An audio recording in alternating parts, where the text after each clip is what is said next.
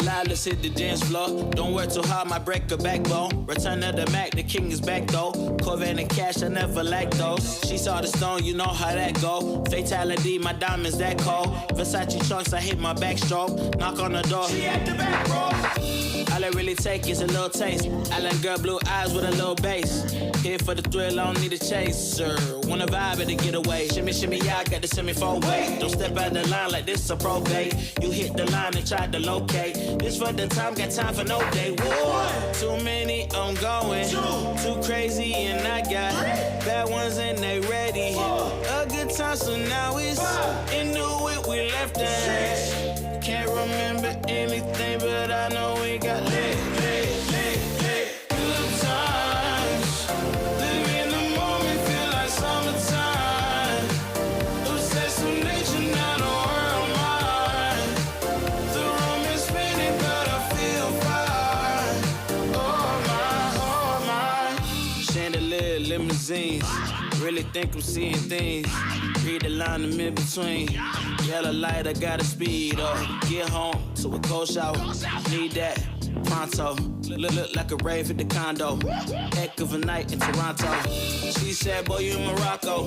Pearl white mention in the top gold. Fill up my cup with the pot, whoa. High off life in the spot, though. Running up the visa, really talking to a real life Mona Lisa. Jesus pieces hanging off the fleecer. So much going on, it's hard to focus on the features. I got too many, I'm going. Too crazy, and I got bad ones and they ready. A good time, so now it's into it, we left it. Can't remember anything, but I know we got lit. Good times. Live in the moment, feel like summertime. Obsessed with nature, now the world mine. The room is spinning, but I feel fine. Oh my, oh my.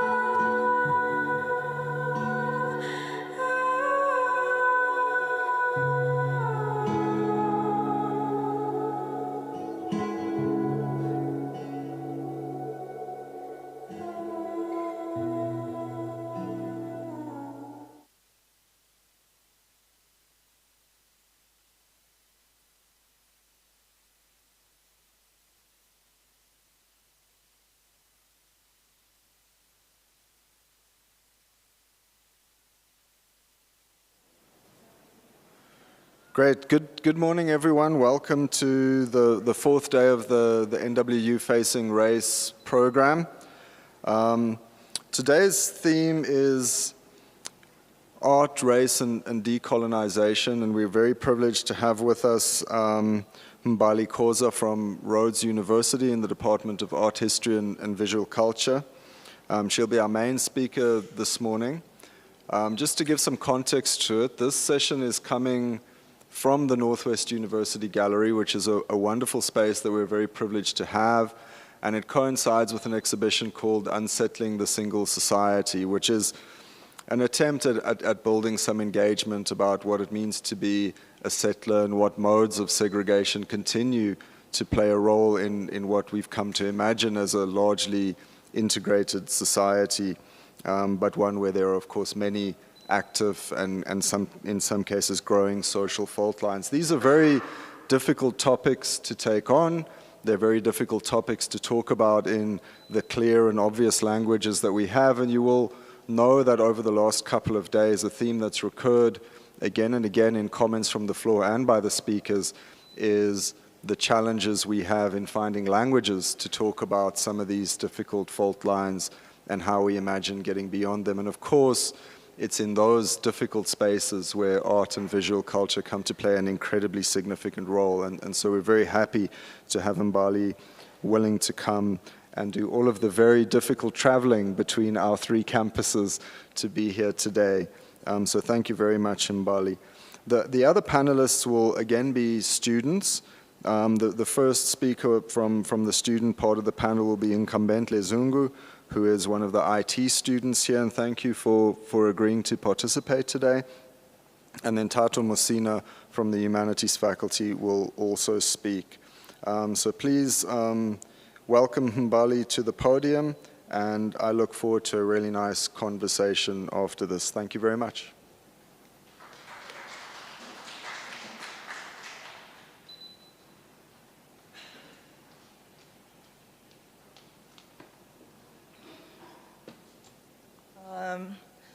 Hello, thank you. I'd like to thank the University of Northwest for inviting me to speak at all the different campuses, and I think that was very important because I think every student and all the students in all three campuses needed to, in some ways, participate and engage with this conversation about facing race and issues around transformation.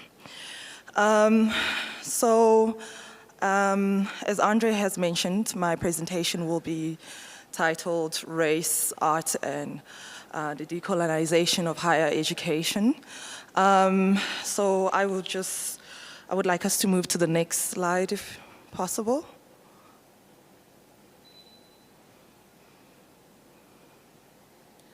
Okay, I just thought I'd introduce myself. So I'm an artist, an art historian, and a student. Basically, my bio gives you just a gist of my research interests. Right now, I'm looking at the notion of difference and why it's important that we know who is speaking and why it matters who is speaking. And part of that is addressing notions around authorship, identity, race, and power, which are, I argue, are very integral part of conversations in and around decolonization.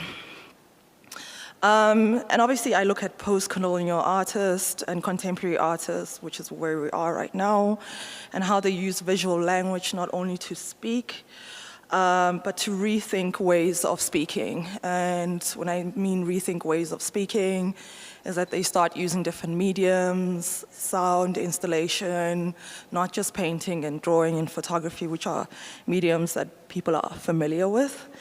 So those are the kinds of works that I'm interested in, researchers and thinkers.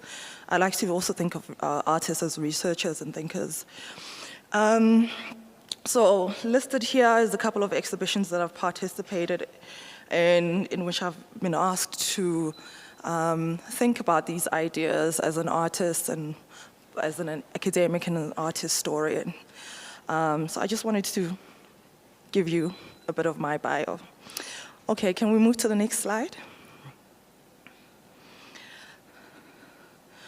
Okay, race. So I wanted to talk about race, and I'm currently writing my PhD, and I'm looking at Black expressive culture. But in order to do that, I trace the genealogy of race and where this notion of race comes from. And I think of race as a construct and how it's been constructed and by who and in what time and space, and how that has shifted over time.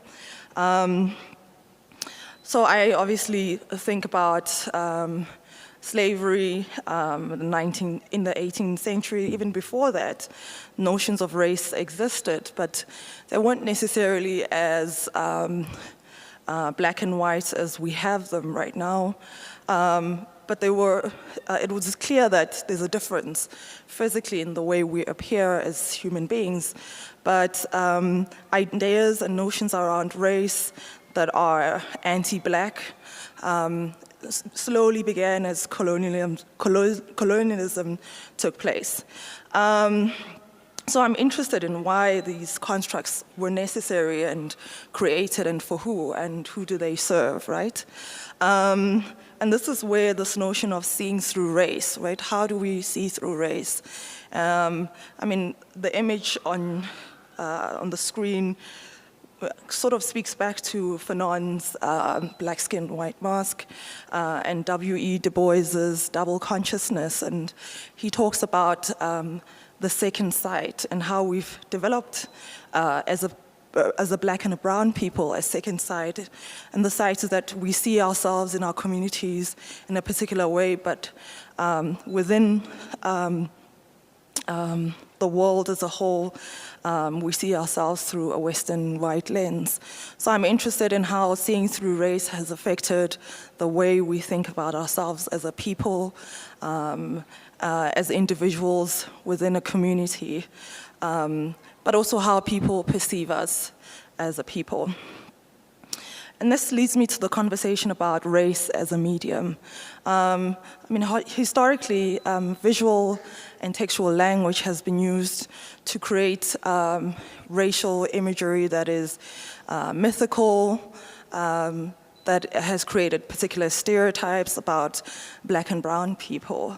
And obviously, that medium has then been extended to institutions. This is why we had apartheid South Africa and colonial South Africa, and the Jim Crow laws in America, which were built around race and were used as a medium to justify racial injustices, which were, in some ways, and most of the time, very aggressive in their approach through physical violence and police brutality, which is something we experience both here and abroad. I think here the only difference is that in contemporary South Africa, we're having to think about police brutality that is black on black. And that has complicated questions about race, right, with Marikana taking place in South Africa. So who's using this race as a medium? And obviously there are many apparatuses that are used, like television, music. I mean, they various forms of mass media, right, that are using this medium to maintain these myths and ideas about blackness and brownness as a whole. And obviously creating racial hierarchies, which I critique in my research. So race as a signifier of a collective identity. Now in my paper I think of collective identity as a form of erasure, and I think about it in two ways. The first kind of erasure is the erasure that is done by the West, by creating monolithic ideas and notions about blackness, that black people are monolithic, right?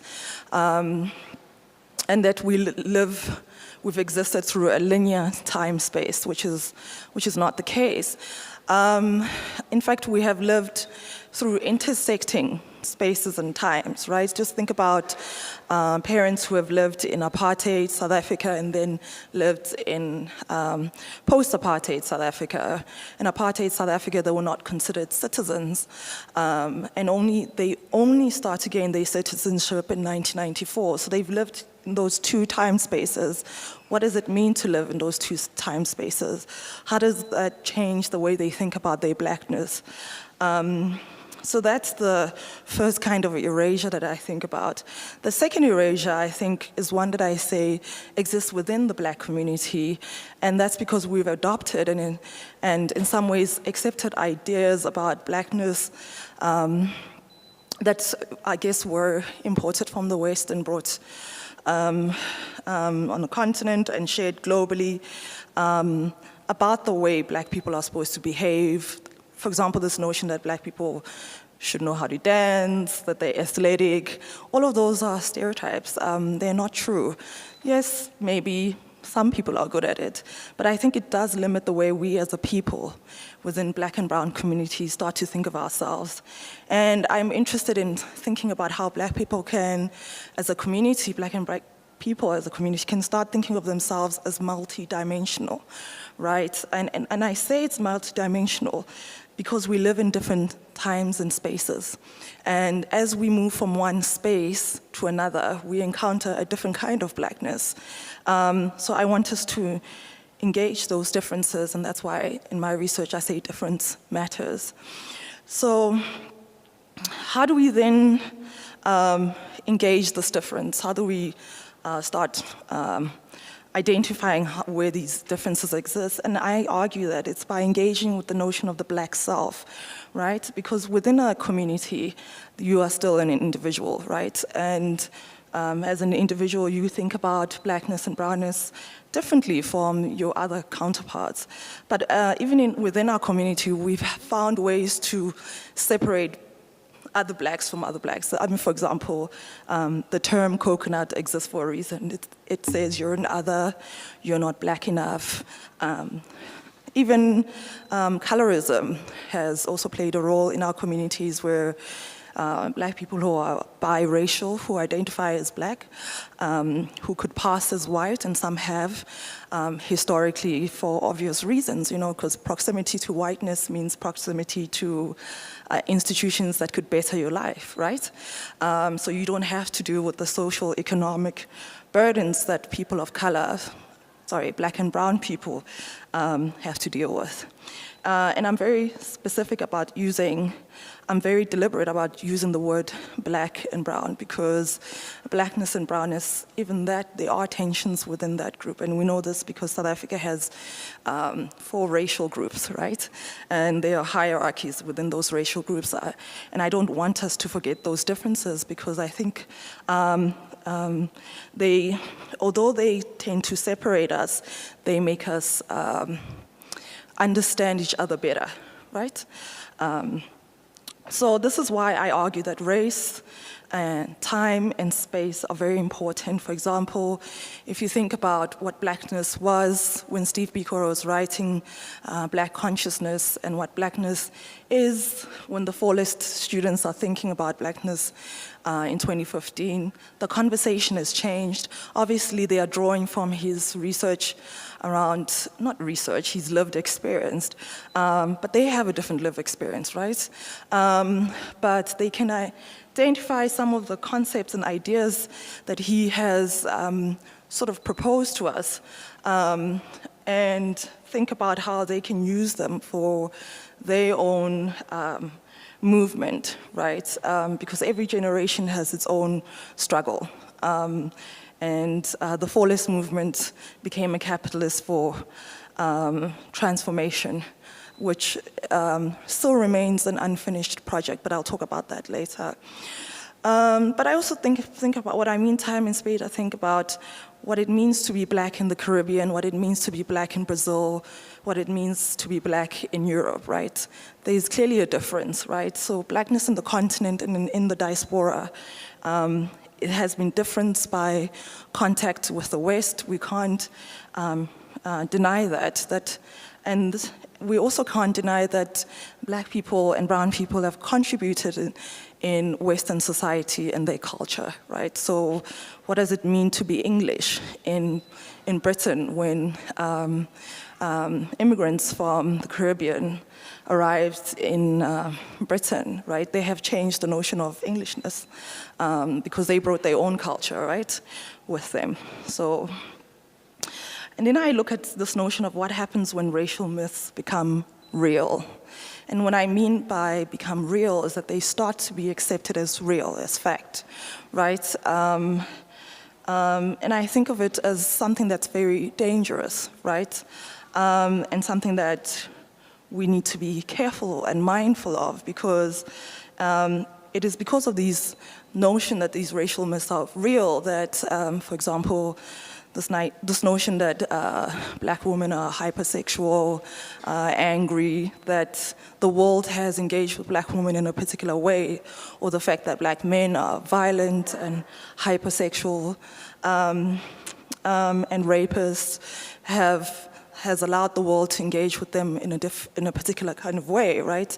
And we've seen the police brutality in the US and sort of the police brutality here too, right? That the fact that black bodies are, especially during the fallist protests, that black bodies were disposable. You know, black students were shot without a second thought.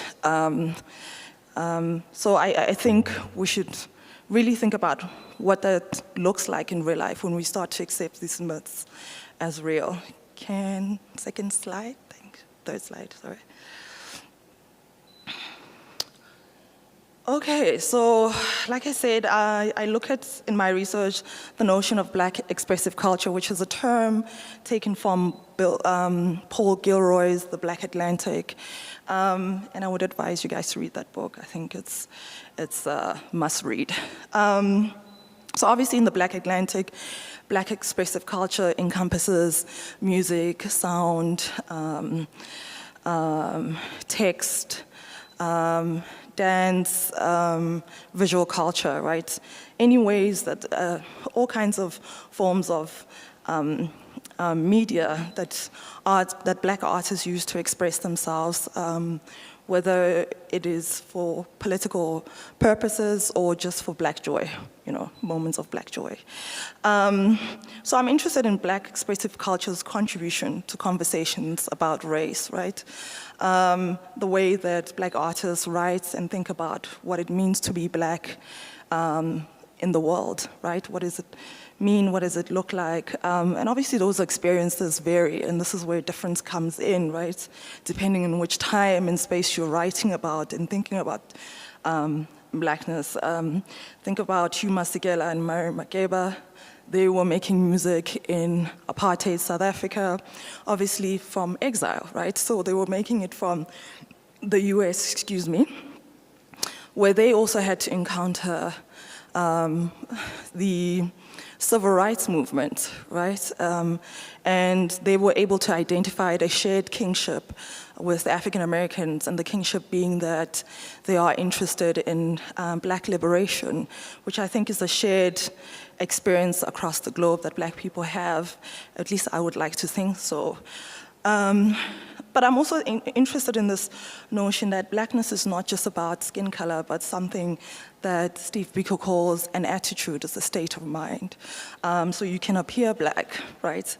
But it doesn't mean you're necessarily interested in the project of transformation and black liberation. So I'm interested in how black artists then use black expressive culture as a visual apparatus, right? And apparatus comes in different forms. This is just, you can just look in the gallery. Those are visual apparatuses. And television is a very powerful tool, as we know, and so is cinema, so is music and music videos. But so are written texts, like Joseph Conrad's The Heart of Darkness. They exist because in a particular time and space, it made sense to write about blackness as black people and brown people as uncivilized and primitive and yeah, basically individuals who lack criticality or any form of critical thinking. And that it was the project and the goal of white people to civilize and educate black people, black and brown people. So to help me sort of argue this notion of how black expressive culture is constantly thinking about blackness, I look at what Melissa Harris Perry concept of the cricket room. So just to give you a bit of context, so she wrote an essay written, "Black Women Are Standing in a Cricket Room." So in her essay, Harris Perry compares mass media's reproduction of racial stereotypes and caricatures associated with black American women to standing in a cricket room, right? So the notion of the cricket room was developed in post-World War II by cognitive psychologists when researching an individual's ability to locate themselves in a space. The cricket room was designed to assess whether these participants would be able to differentiate between a distorted and upright room, right? Participants were placed in a cricket chair in a cricket room and asked to align themselves vertically. The purpose of the study was to assess what they perceived to be upright, right? And whether they could successfully align themselves to the room. A black woman, according to Harris Perry, or what she argues, are like these participants located in a cricket room in which they are forced to see themselves through the eyes of others and are subjected to how others see them. Those who retaliate against these images struggle to figure out which way is up. And I think this is the goal of black expressive culture, at least visual artists, to try and figure out the way up. What is the upright way? And I think that's something that black and brown people grapple with on a daily basis when we're constantly bombarded by images that do not reflect us as a society or are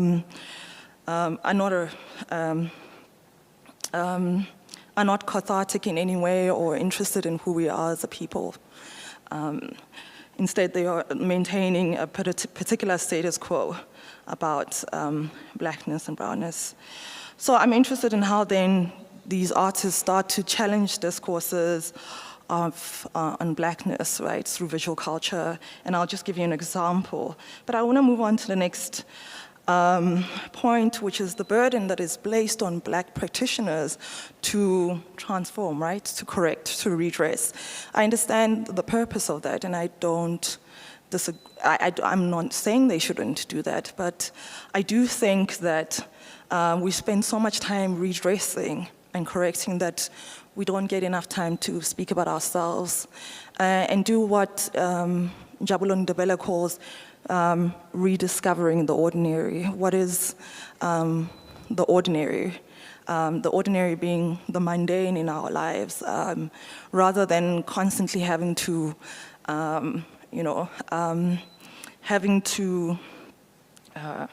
wrestle with these caricatures that have been created that we're constantly fighting against. And I argue, and I use Mary Frances Winter's book called Black Fatigue, that it has created that we as a people are suffering from black fatigue. We're tired of having to educate white people about blackness and brownness. It's exhausting, and Mary Frances Winter argues that it makes us sick, right? Mentally, psychologically, and that the sickness is passed down from one generation to another. And she mentions that given at least I see the link. Given the Fallist movement, the link between the Fallist movement and the Black Lives Matters movement is that both movements made it clear to white students and white institutions that racism exists. I think that the fact that they were willing to put their bodies on the line and the government's response to their protests should at least have should have made it clear to white students that racism is a reality and that black and brown students or people in this country are not seen as human. And if they were seen as human, they would be engaged as though they were human, right?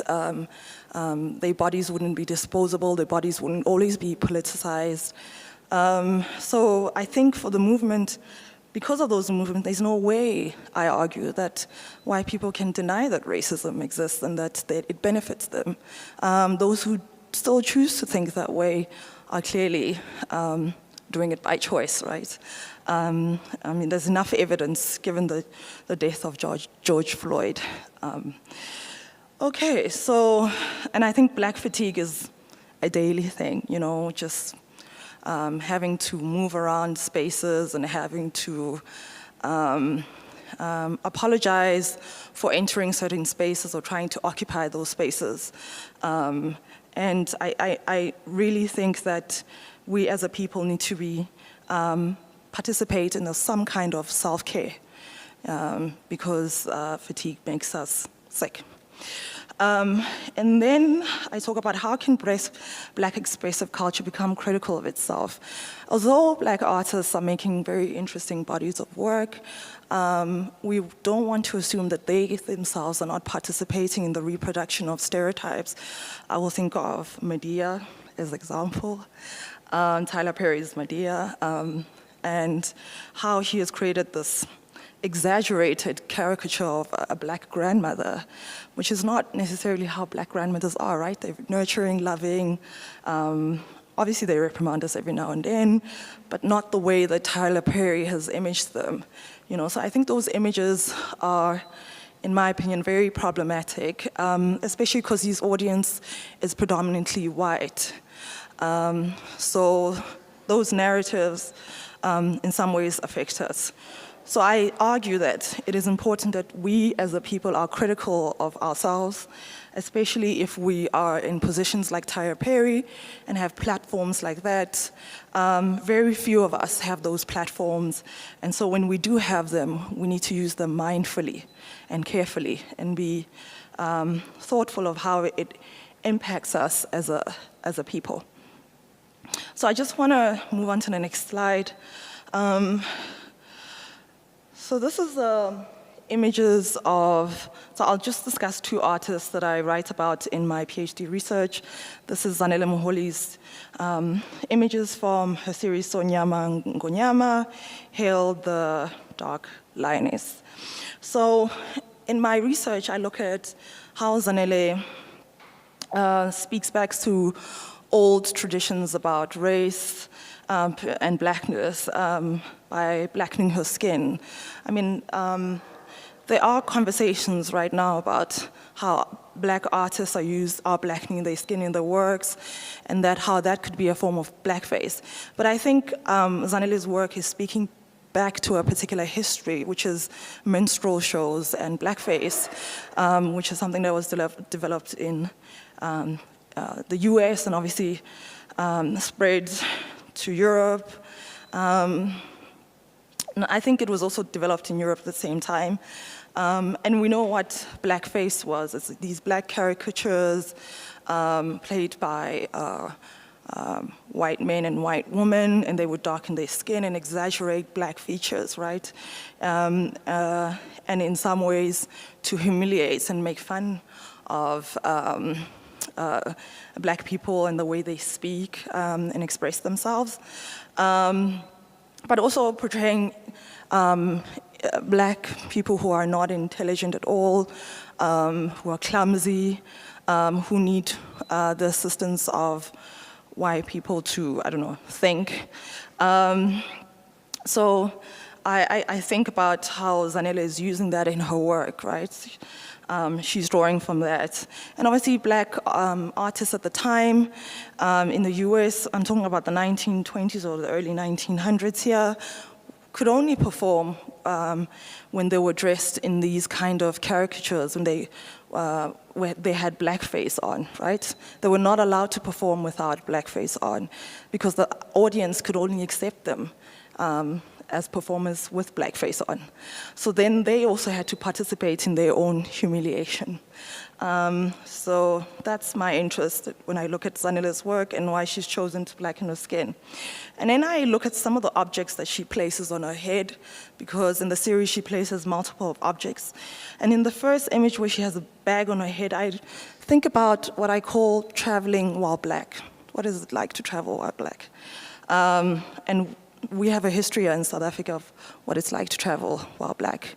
And so Blackie writes about it when he talks about the dispossession of land and how black South Africans were then forced to move to certain areas. And as they moved to those areas, not only did they lose their cattle, they lost their land, they lost basically everything they owned. And they were forced to then become servants in the mines, to work as maids for white South Africans. And then we think about the Dompas as a way to, I think about it as a form of surveillance, to surveil black people's movements. And Zanele titles this work Babegile, which means they are watching. So she's clearly talking about surveillance and what it's like to travel while black. And obviously when you enter the airport, that black people are monitored and treated in a particular way as though they were about to commit a crime. So I'm interested in that. What is it like to travel while black? And part of my research is to actually do the travel. So I'll be going to Dakar, Senegal, and then hopefully, and then I'll be going to Switzerland and Greece, and obviously, hopefully the US, to kind of think about what it's like to travel while black. And then the next image is, I think speaks for itself, and the work is titled Heavy, which is I think loosely stands for something that's heavy, right? She's clearly talking about black hair and how black hair has become politicized, both in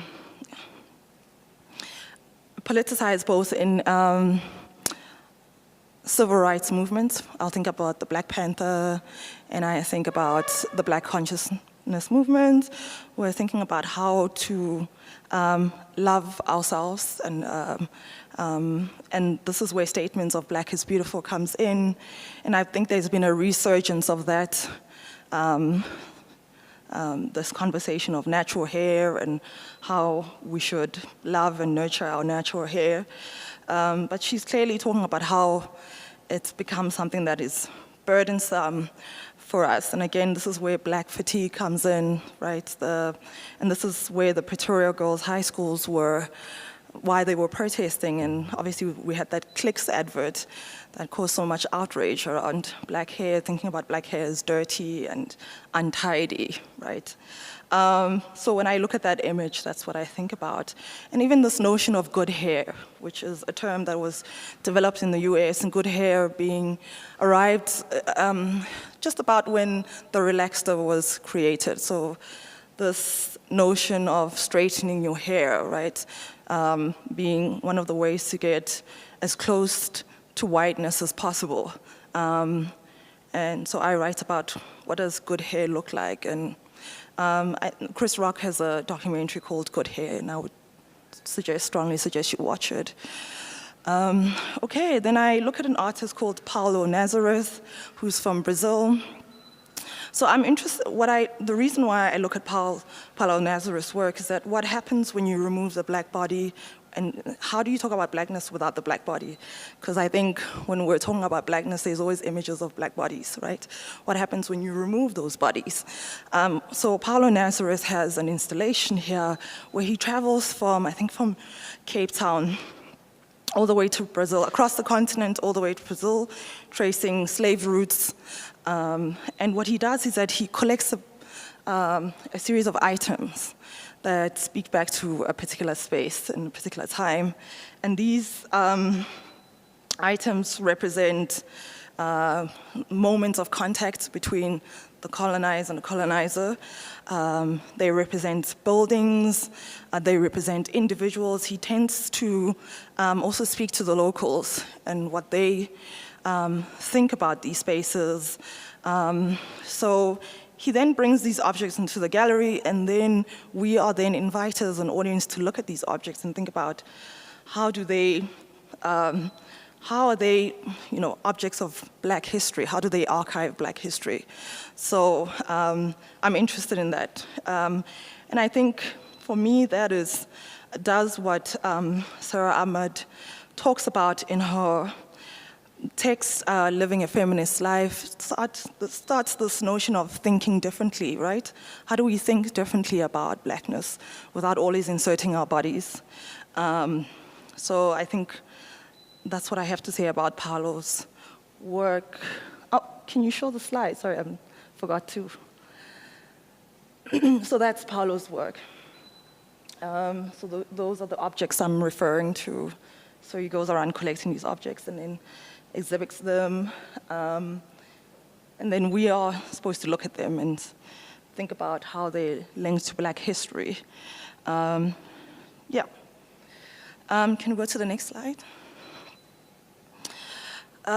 Okay, so my second last slide, and it's about the decolonization of higher education. If you'll see, I've included a quote by Walter Mignolo, who's from South America, who's written extensively about decolonization. And he says the first step of decolonization is to unveil and undo, right? So how do we unveil? And obviously that's where the redressing does, the returning, revisiting certain histories, and how do we undo that? By rewriting, right? So that's the first step of decolonization. But what is decolonization? In this case, at least Mignolo and Fanon think about the decolonizations of being and knowledge. Being, in the sense that we need to recognize ourselves as a Black and brown people as human beings. And for that, we have to decolonize notions about Blackness and our notions around being primitive and uncivilized. We need to reclaim our being. And that's being a very integral part of the decolonization process, right? And that's where Ngugi wa Thiong'o talks about decolonizing the mind. And when you decolonize the mind, Fanon argues, you become a new human being.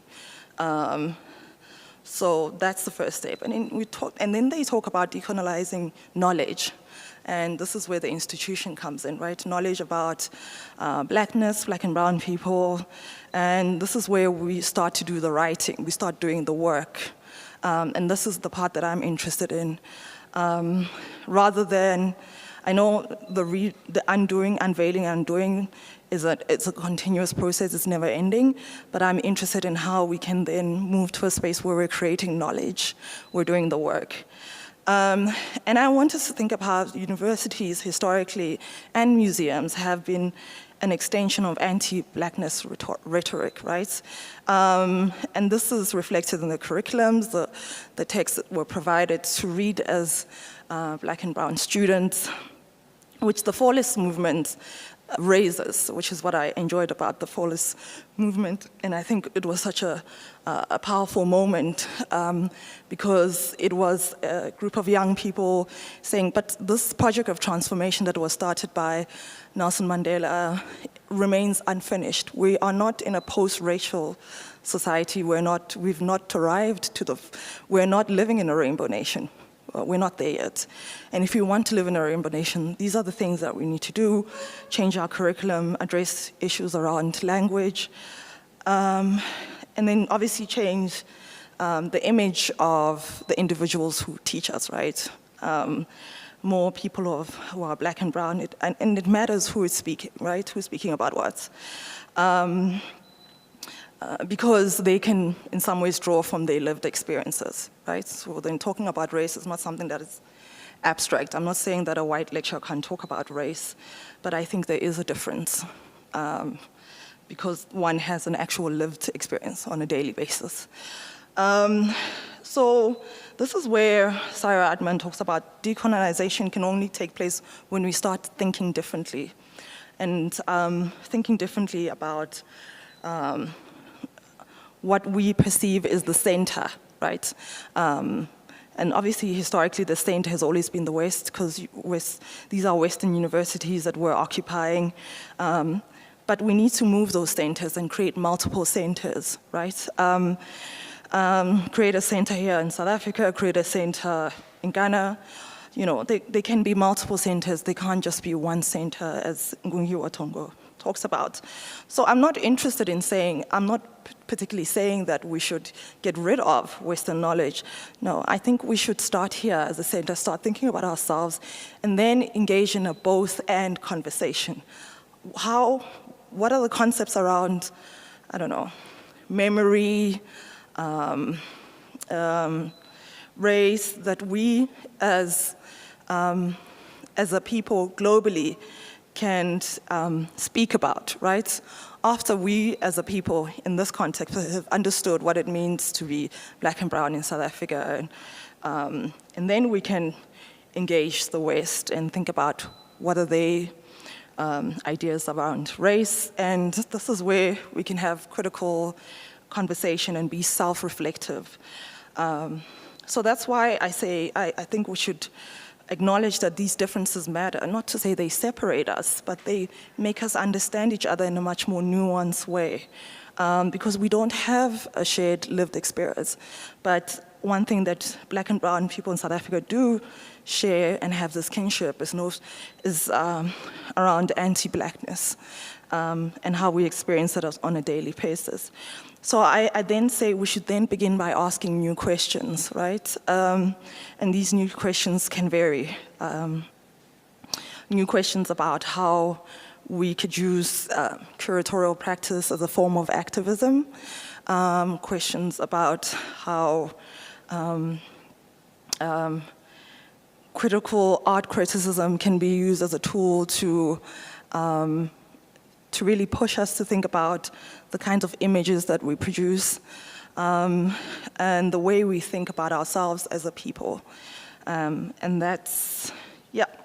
So the next slide is an example, if you can move on. It's a video.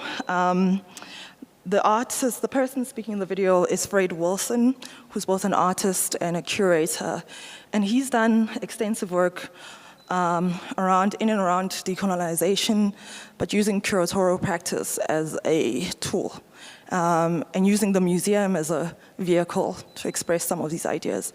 So do you mind playing the video?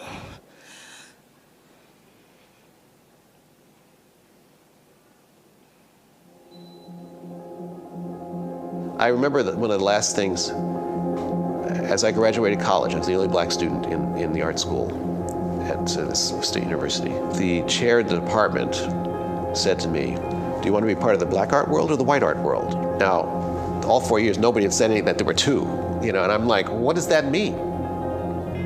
I worked at the Museum of Natural History out of college, and I also worked at the Metropolitan.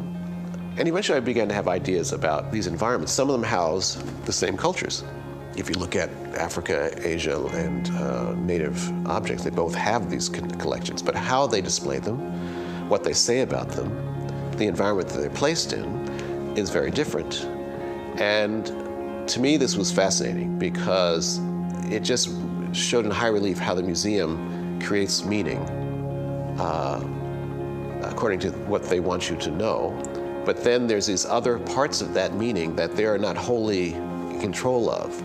what is being received and who's receiving it, and what does it do to the artists who made these particular objects. As a person of color, even more so, this is laid onto you by other people. And essentially at that time, it was just, you know, white Americans creating the meaning. There are a lot of things in the world as well, not just in the museum, that for the most part, they're not being examined. Very banal things like a coffee cup or any kind of advertising or object, they're not being examined because we're going about our daily lives and doing our thing, and we don't have the time to examine every little thing. When I slow down, I begin to muse on what are these things really about, what are their particular histories, and I think things have shifted in the museum world. I don't think the museum people were trying not to include us in the conversation. They just didn't realize they weren't including us in the conversation. When I first got to do a project with the museum, it affected museum professionals really strongly because I was using their language in a way that they never would use.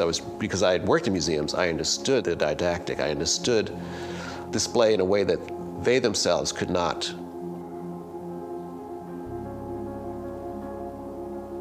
Like newspapers, if you're aware that there are various perspectives, even within the fact that they are giving you their full scholarship and their full knowledge, then you don't have to pick apart the institution. You're just aware that they're going to have a different point of view, and you can understand your perspective in relation to that. So I just say don't ignore that, but still enjoy the exhibition in the museum.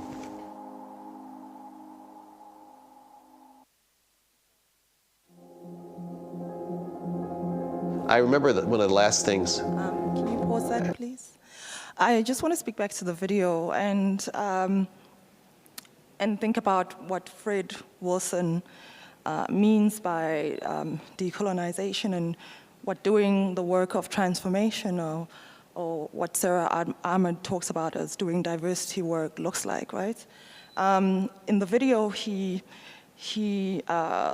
provides images. There are images of different installation or objects that are placed or juxtaposed to each other. And the one is, for example, the whipping post, which was used during slavery, and the side chairs, which I guess represents the slave master who's then watching the slave being whipped. And I think that speaks back to lynching and how lynchings, public lynchings were a form of entertainment. And what he does is that he forces us to reckon with those histories, because museums historically had the tendencies of separating those histories as if they were not happening at the same time, right? They were happening at the same time. And the reason why they chose to separate those is to sort of erase that history, but pretend as though there was no relationship or between the slave and the slave master that was in some ways violent, and but obviously it has to do with the fact that most of the museums were curated, the works were curated by white curators who wanted to create a particular meaning that, as he's mentioned. And then there's a portrait of what he says cigar owners who obviously owned plantations and had dispossessed Native Americans of their land, and he shows an image. He places those images of or statues of Native Americans throwing what seems to be like an object towards the cigar owners. So I think that's how we can start thinking differently, right? Rather than separating history, but think about how histories are in conversation with each other. So he's deliberate about making those decisions, obviously deliberate about choosing a portrait of black people that says mine, because mine could be, that's my family history, that's my family album, yours being the tiny blackface structures that were caricatures that were created by white America to represent black Americans. And so to me, what he does is a form of decolonization of being and knowledge through curatorial practice, and I think of that as a curatorial activism. Yep, that's it. Last slide. Do you guys have any questions?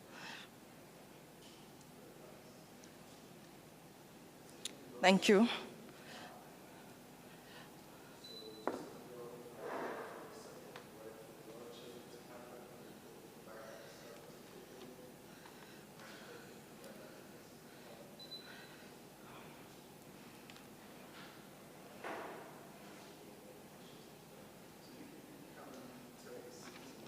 Sure.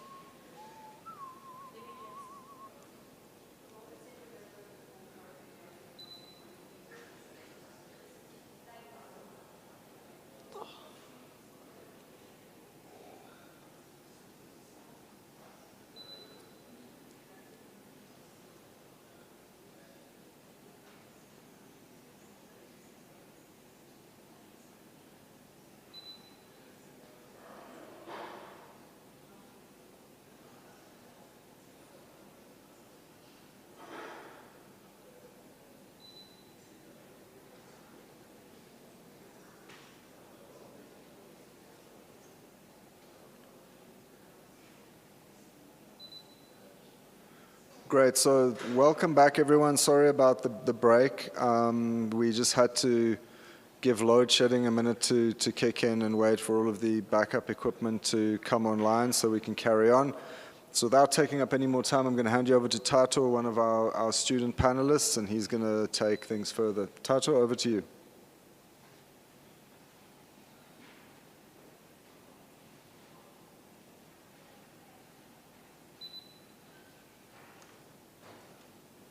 Good morning, guys. Can you all hear me? Okay.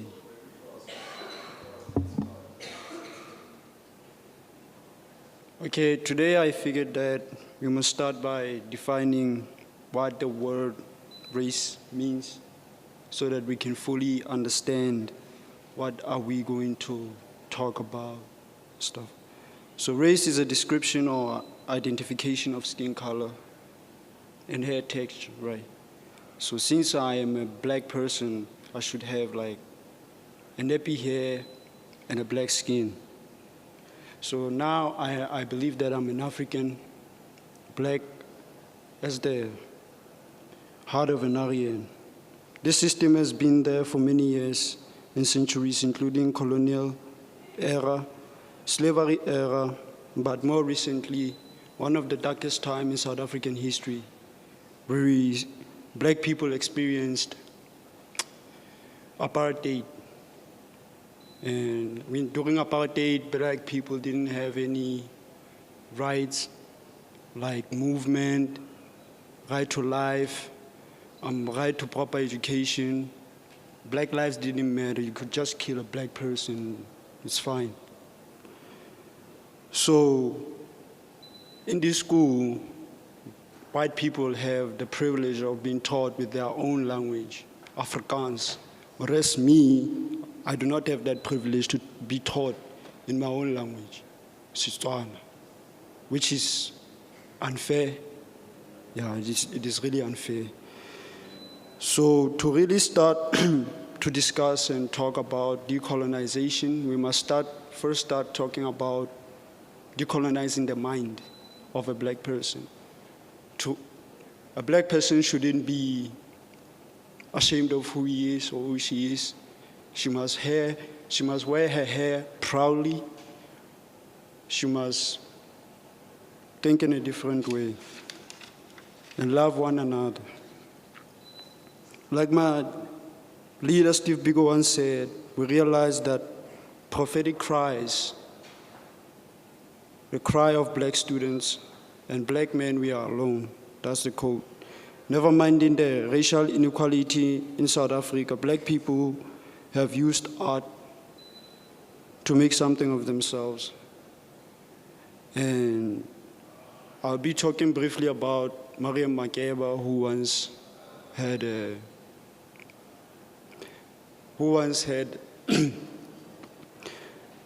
had a conversation about the discovery of South Africa by white people, which is ridiculous. Like, white people have this tendency of saying they discovered South Africa and everything that's here is because of them and stuff. So that's ridiculous. And so in closing, I would like to say that I would appreciate if the school implements a month dedicated to the teaching so that we can learn about black people, their culture, their music. It would be beneficial for us to learn about, for white people to learn about black culture, black music, and all of that. Thank you. I hope I was clear.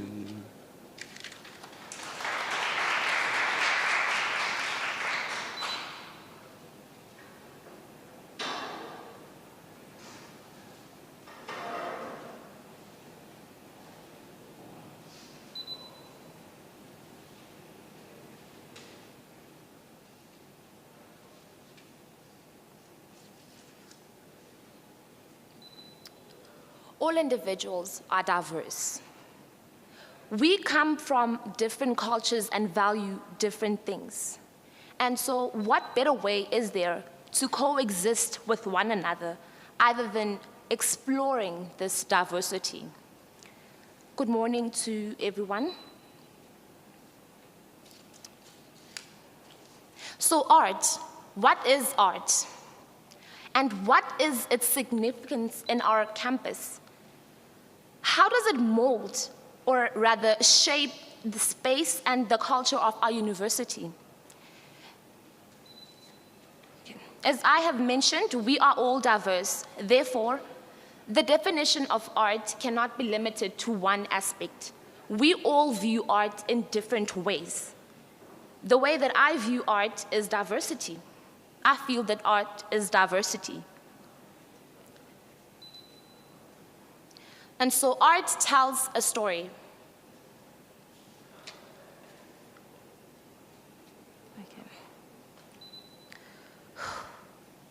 It saddens me to find that in this university, art only focuses on one aspect.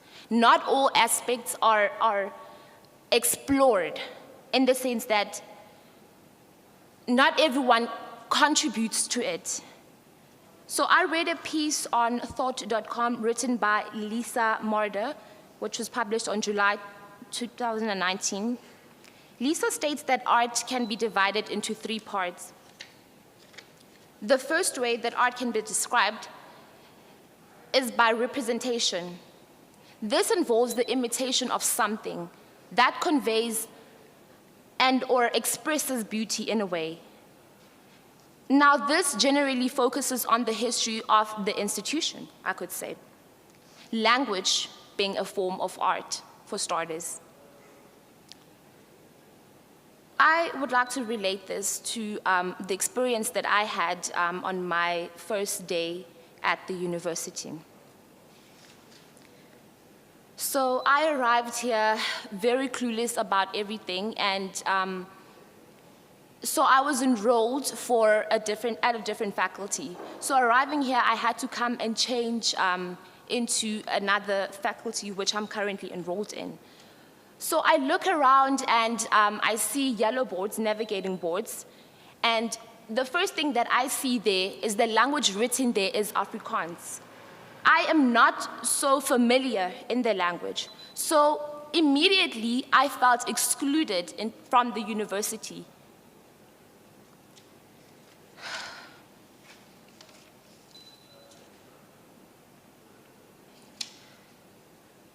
So the second way that Lisa spoke to describe art is by the inclusion of expression. This involves one's feelings. By this, I would refer to the music that is played. The music played conveys a story about a certain culture.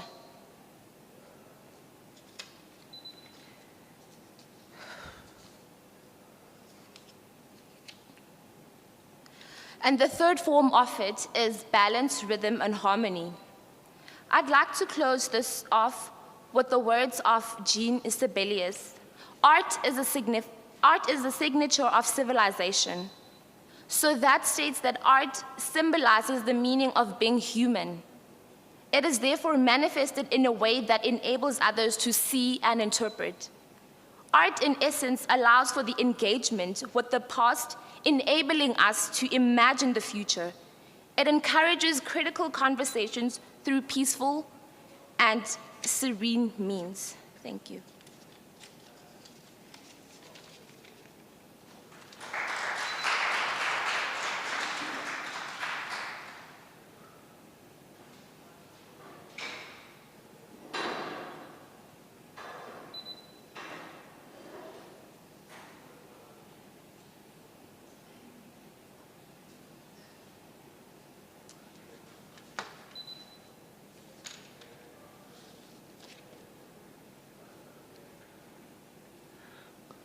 Good morning, everyone.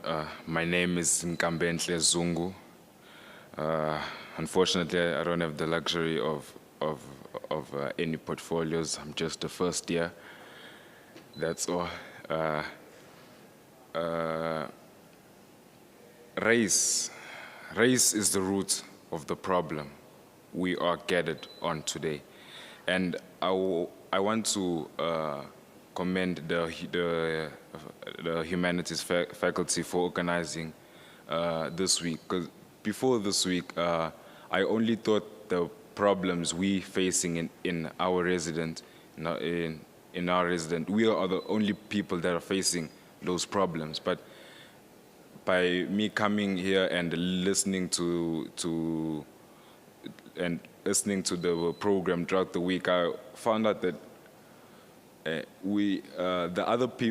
other black people in other residences are also experiencing the exact same thing we are experiencing. And I just want to thank them for organizing this, because now we are aware that, okay, it's not only us, so we can start finding a solution to helping clear that. Talking about race, we need to understand that talking about race is not racist. Like, we have to talk about race. We have to talk about race with other races, because whenever there's more than one race, we have to talk about races so that we can understand each other, understand the backgrounds of the other races.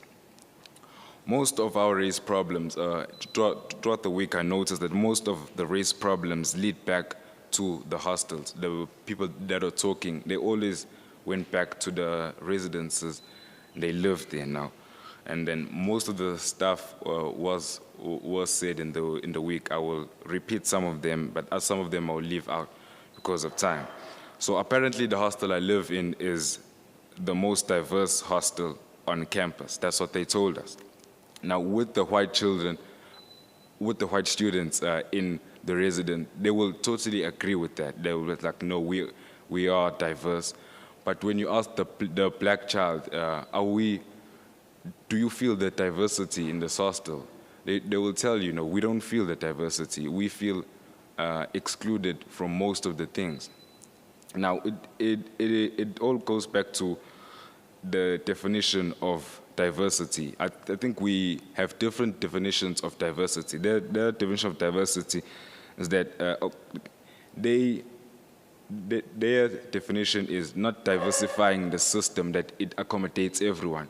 Their definition is diversifying the people that participate in the system. So in the hostel, if they see all the races in the hostel, that's their diversity. That this hostel is diversity.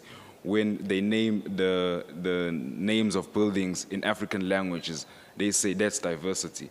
But now that doesn't do anything to us, because we are living in a system that wasn't created for us. It wasn't created it was created in a time where black people were oppressed, and so it was created for a specific. It was created for specific people.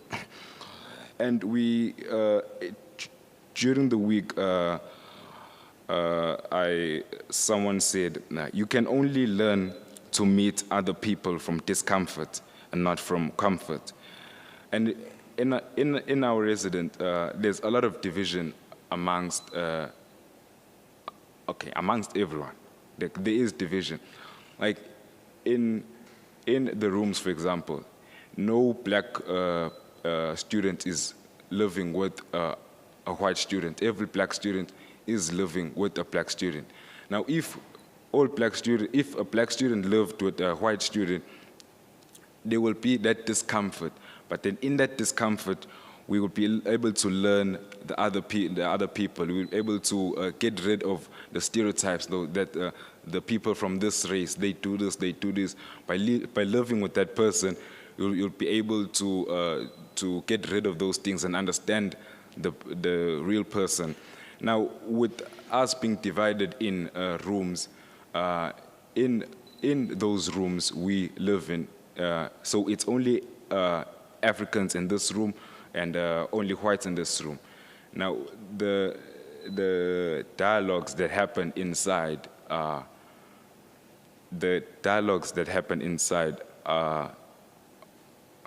okay, what can I say? Okay, I will come back to that. Okay, can I carry on? Then another problem we are facing is language in the residences, and it was addressed multiple times throughout the week. But I just want to go highlight 2 points there. In our residence, during the last Sunday, there was a church service. They told us that there's going to be a church service on Sunday, only to find out that that church service is only in Afrikaans. So we who want to attend the church service can't because we don't understand Afrikaans. Another incident that happened, that there was a meeting where an HC called a meeting, and he started speaking in Afrikaans. Then a black child stood up and said, "Can you please speak in English so that you can accommodate everyone?" Then the HC said, "I am in Afrikaans, I speak in Afrikaans. If you don't understand, ask the other learners to translate for you." Now, those are the problems we face, and we have to find solutions to those problems first, and we have to try and make that the next generation does not encounter those problems. It's our responsibility to make sure that the generation coming does not experience what we are experiencing today. So now, in the leadership of the hostels, it's mostly white people throughout the residences. And now we did analyze the system with our friends, and we just saw how the system is created in a way that it's very difficult for the majority of the leadership in the hostel to be another race. An example, to be black, because the meetings are mostly accommodated to white people. Now, if you don't attend 70% of the meetings, you won't be able to vote for the leadership. Now, people who don't feel accommodated in those meetings, they don't attend those meetings. Now, if you don't attend, you don't vote. Now, the people that attend are the white people. They are the ones who get to vote. And when they vote for people who look like them. So the system continues. The people who look like them don't understand our struggle. They don't understand how it's like when someone is talking and you totally don't understand, but they're addressing you, but then you don't understand. And they expect you to do what they're telling you.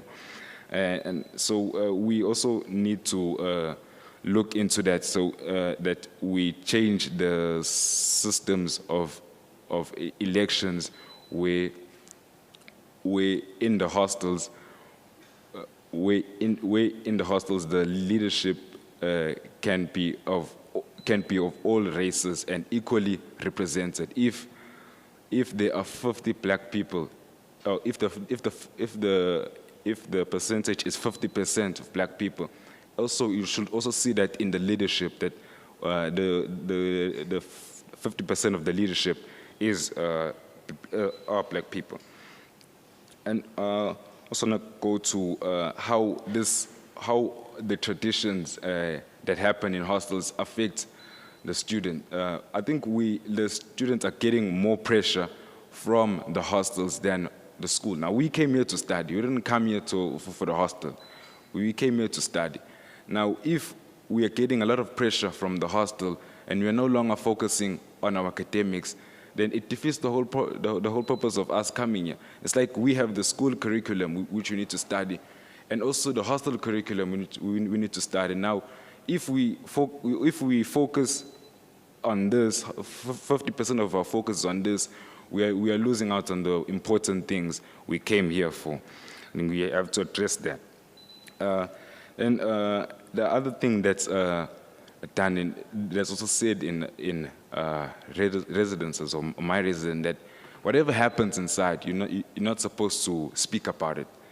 So now that, like, they tell us that whatever happens, you don't speak about it outside, you speak about it inside. And if you do go speak to the HC, which are mostly white, you tell them your problems, and they say, okay, we will look into it, we will fix it.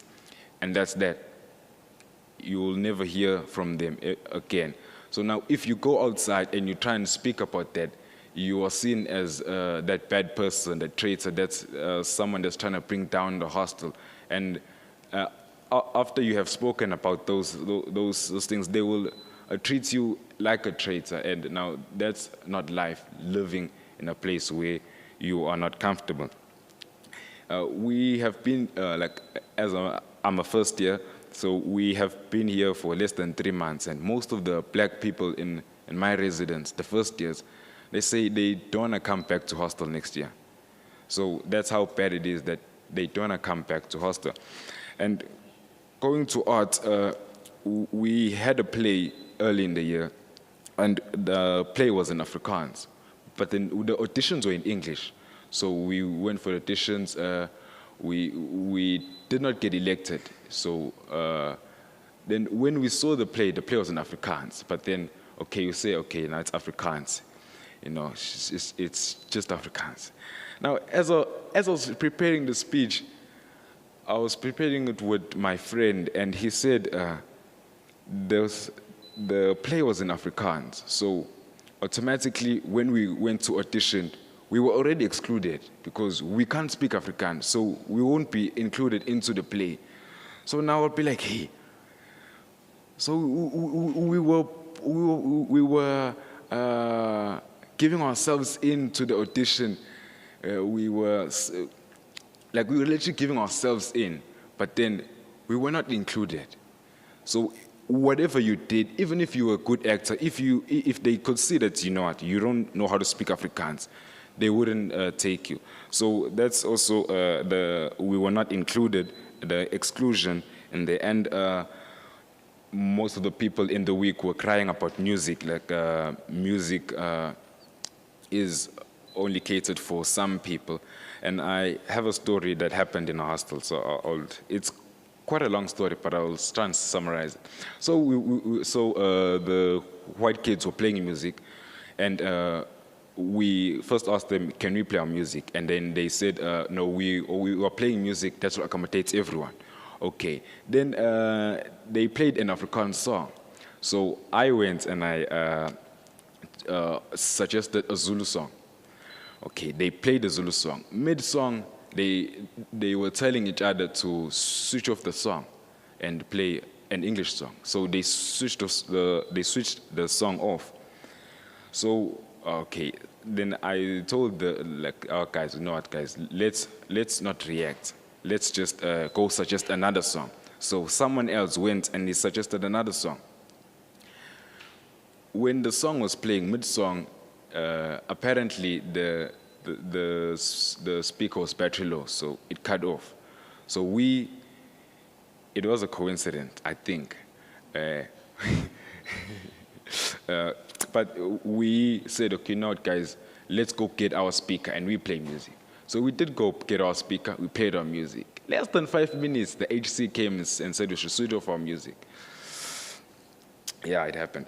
I think by addressing these matters, we have to unite, and I think every tradition in the hostel should be evaluated by, let's say, a panelist where every race and every culture is represented in that panelist, and they evaluate every tradition so that it accommodates everyone and it doesn't offend the other people that come from other races. And I just want to get something straight here, is that we do not want to be included, but we want to feel at home. Because inclusion, for example, if I go to my friend's house, and they welcome me, they ask me what do I drink, they give me a drink, they talk to me and stuff, they're including me. But that's not home. When I go home, they don't include me. I know I'm at home. I feel at home. There's comfort. There's that love. I'm free at home. Now, in our hostels, we are being included. You can feel that this is not home. They say it's home away from home, but it's not home. You can feel that they're including you. It's actually their system, and they are including us. And I think we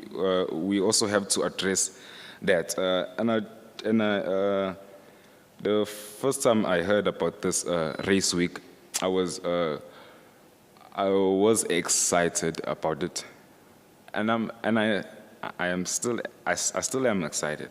I was excited, and then when I found out that it happens every year, and people who and when I talk to people that were in first year 3 years ago, they tell me that the same thing happened. So we come here, we talk about the issues we face, but there's no plan to end the things we are experiencing. And I think we should have like a plan on how to end the thing so that the next generation does not experience what I experienced. Because now I'm experiencing what people experienced 3 years ago. There's no change. We have sessions like this every year, but now there's no change. Now it makes the session useless.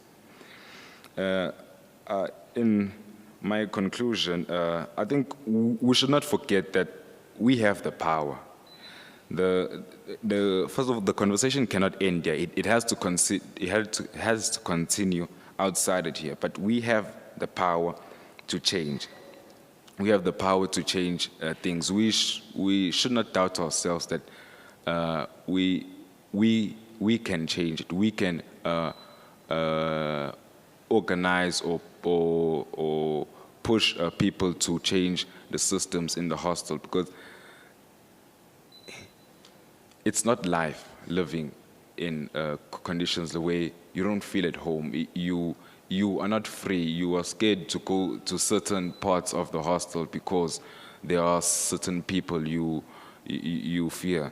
So I asked my white sister yesterday if she ever experienced racism in the hostel, and she said no. And I think that should be our goal. That we want black people to say we don't experience any racism in the hostels. Thank you.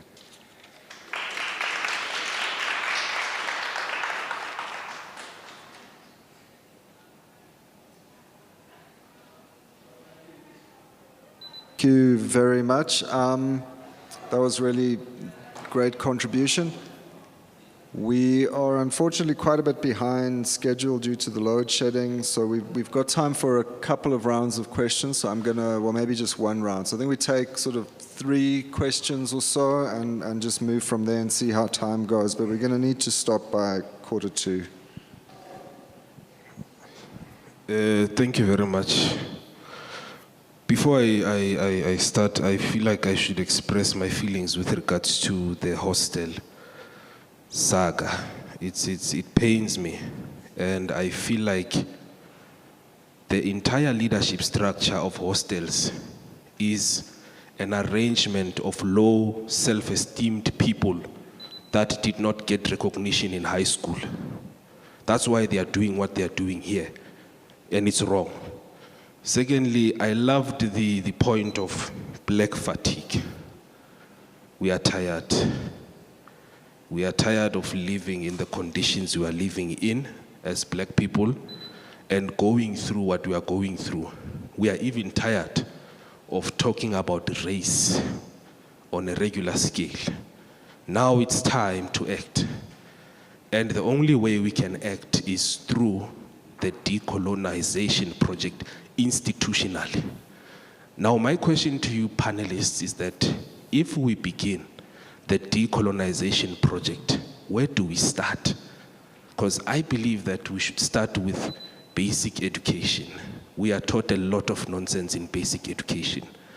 We are taught parts of a tree as opposed to the value of the tree.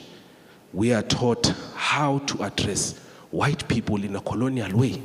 Say, ma'am, madam, your majesty, your honor. But we are not taught how to address African people. Mama, tata, mhlekazi, khosikadi, ndlunkulu. We are not taught all those things. So the decolonization project needs to start with basic education, then go to higher education. For instance, in history, I still do not understand why our history is written by white scholars as opposed to black scholars, because we know our history. We received history from primary sources, from our grandmothers. They taught us, they told us the things that used to happen at that time.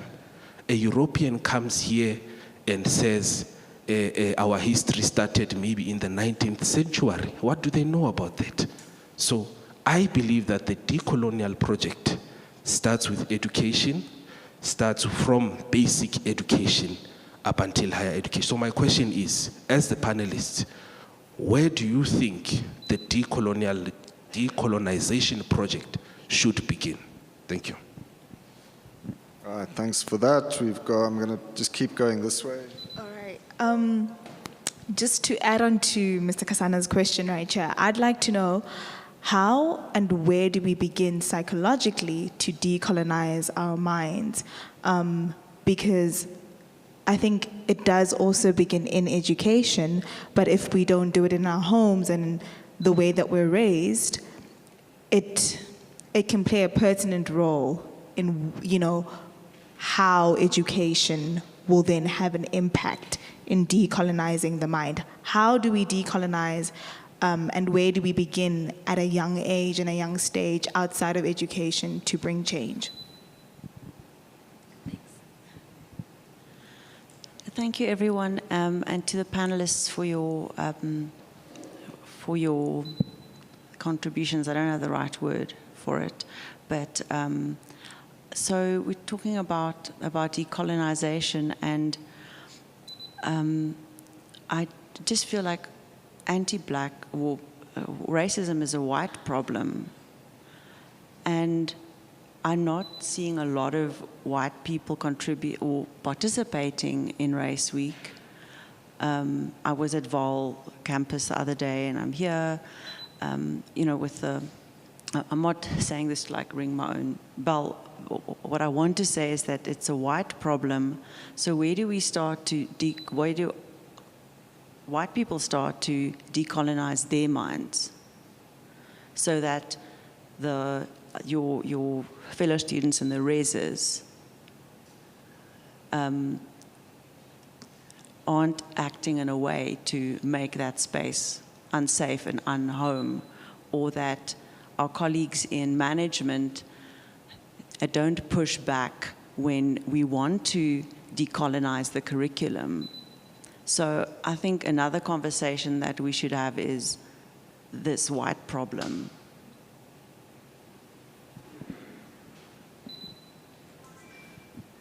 Hi, thank you so much for your paper and contributions, especially you, Mbali, who gave me such wonderful things to think with around my own work around suburban gardens.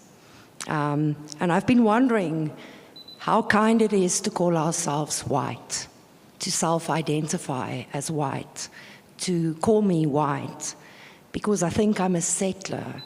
And to call me white is to remove the coloniality that shapes my very being, that hails me madam, that sort of lets me off the hook in a way.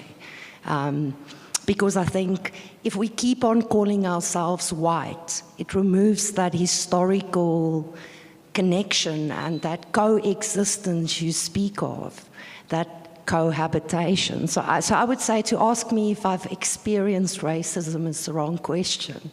You should ask me, how have I been racist, in a sense? Because I don't think we can experience racism.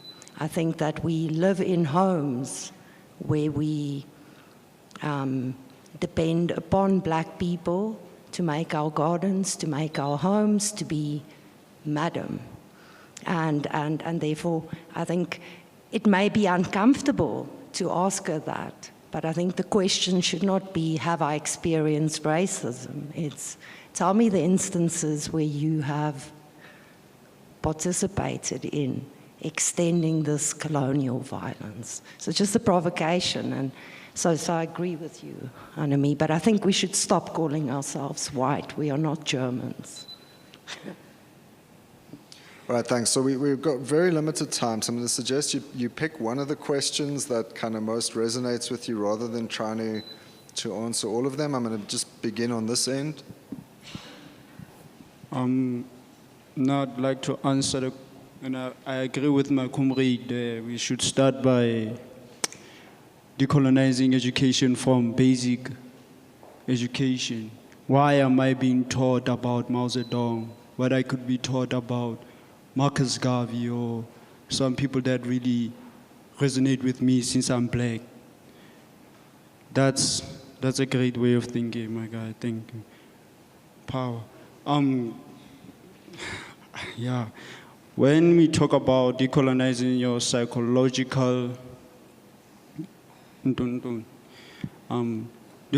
your mind starts when you let go of European ideologies imposed on you. Basically, when you have an European mind, a person who has an European mind, they will say to you that ancestral beliefs are satanic. That's an European mind. So when you decolonize yourself, you move away from all these European ideologies that you have. You embrace yourself, you love yourself as you are. You let go of all these European values imposed on you since colonization from 1652 to now. You just be yourself and love yourself no matter what. Yeah.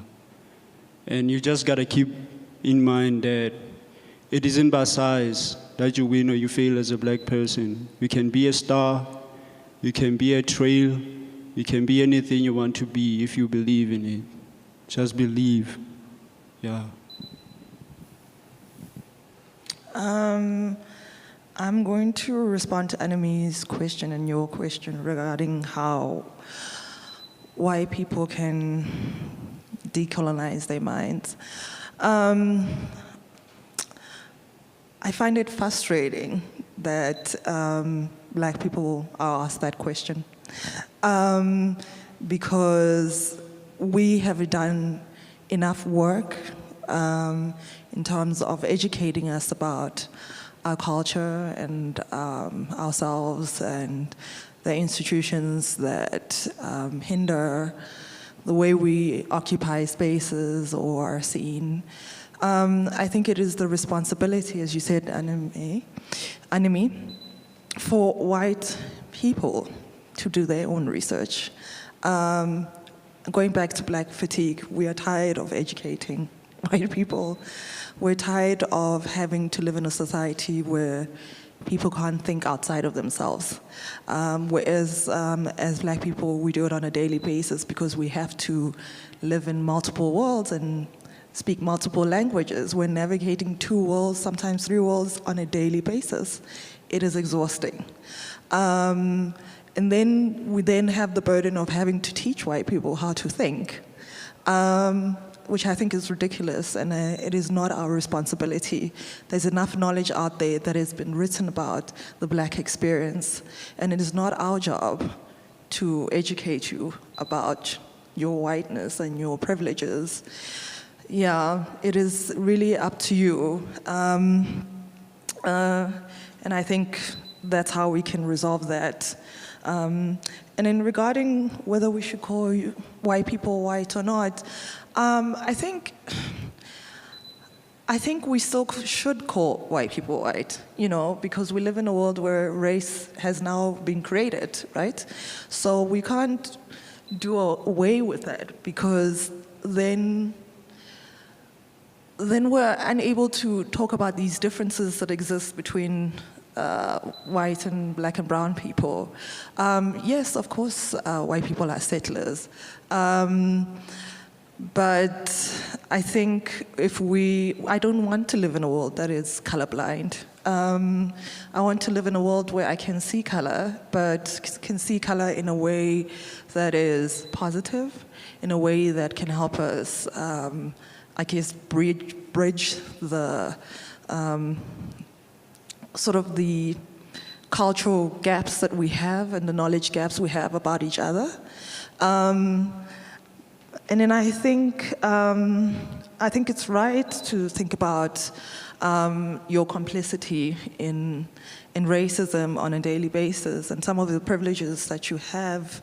And I think part of doing that work is thinking about how can you be a productive ally. Allyship is not just saying, oh, well, I've read enough about blackness, I know what it means to be black in the world, but thinking about how you could participate in alleviating black fatigue, you know, at work, at home, on a daily basis. So I think that's one way that white people could really contribute to this project of non-racialism, of trying to reach this point of non-racialism. Yeah, that's my take. Okay. So I'd like to answer on the question asked on where should decolonization begin. So firstly, I'd also agree on the fact that it should begin at basic education level. I feel that in private schools, learners should also be taught in different languages, regardless of whether they are white, because you find that they are only taught in Afrikaans and English. So I feel that multilingualism should be implemented in that sense. And they should just, going back to what Mbali said about difference matters, they should be taught from a very young age that difference matters. Thank you. I will be answering the second question. How do you start decolonizing our students? I think we can start decolonizing our students by making our students live together. Example, a black student will live with a white student in a room where there will be dialogue and all the stereotypes and all the things you think about the other race, you will be able to confront them, and they will be challenged within you, and you will see if they are true or if they are not true, and you'll be able to get like a good picture of the other race or that person. And the first question, where should we start decolonizing start? I think my brother asked the question and then he answered the question himself. Thank you.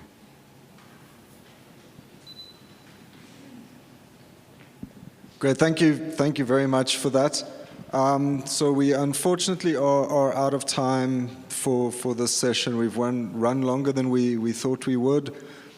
This is a conversation that I think has a lot of legs, and hopefully we're going to be able to carry it on. And I think there will be nice space after this session for these conversations to carry on offline and informally. Thank you all very much for the questions, for the presentations. I want to end with just one provocation that I would like to try, perhaps conceitedly, to link this question of black fatigue to what I think is a fundamental problem with what we think we're doing. And when you start thinking that you're engaging in decolonizing people's minds, I think you're wasting your time. And the reason why I think that is because racism doesn't live in people's minds. For me, I think it's completely possible for us to live in a racist society peopled entirely by anti-racist people. And I'd give you a really good example of this. Our state, one of the greatest achievements we've had as a state post-apartheid is that we've built more housing than any other government in the history of the world. It's a great achievement. You could flip that on its head and ask why a liberation movement, the African National Congress, has built more townships than the National Party did. There's a material continuity in the world where racism emerges from and is reproduced through. I don't doubt for a second that the ANC is an anti-racist organization, but they've built more townships than any other government in our history has done. Why is that the case? Yeah? So I think we need to stop trying to convince everyone about things, and we need to start changing the material things around us. The point system in residences, it's a mess, it's ridiculous. It reproduces a racist system, irrespective of the minds of anybody involved. The minds are important, but I don't think that's where we should necessarily be investing the bulk of our efforts. There's a world we can manipulate and play with. So thanks. Please join us at 11 again.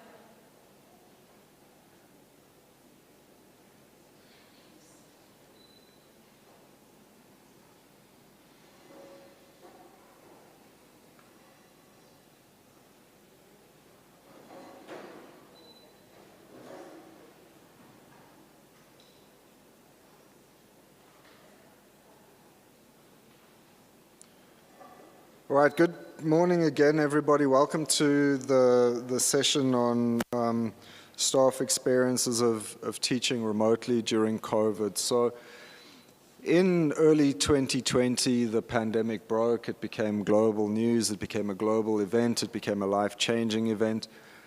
And it became a very urgent matter at universities across the world and in South Africa to keep the academic project going. And there have been no shortage of conversations about that, concerns about access and student success and so on and so forth. And if you had been here on Monday, you would have seen Professor Robert Balfour presenting some statistics from this university which showed that student success rates, in fact, in some instances increased during remote teaching, and the challenges of thinking through how and why that was the case. The reason why I put this session together in the program is because I think there's an element of the conversation that's gone quite missing.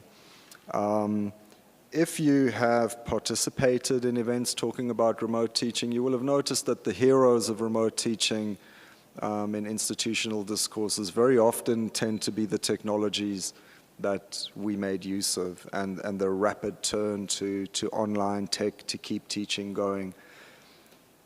And in my own experience of talking to teaching staff at Northwest-University and at other universities as well, there are a lot of stories to be told about the work done by lecturers to invent the wheel.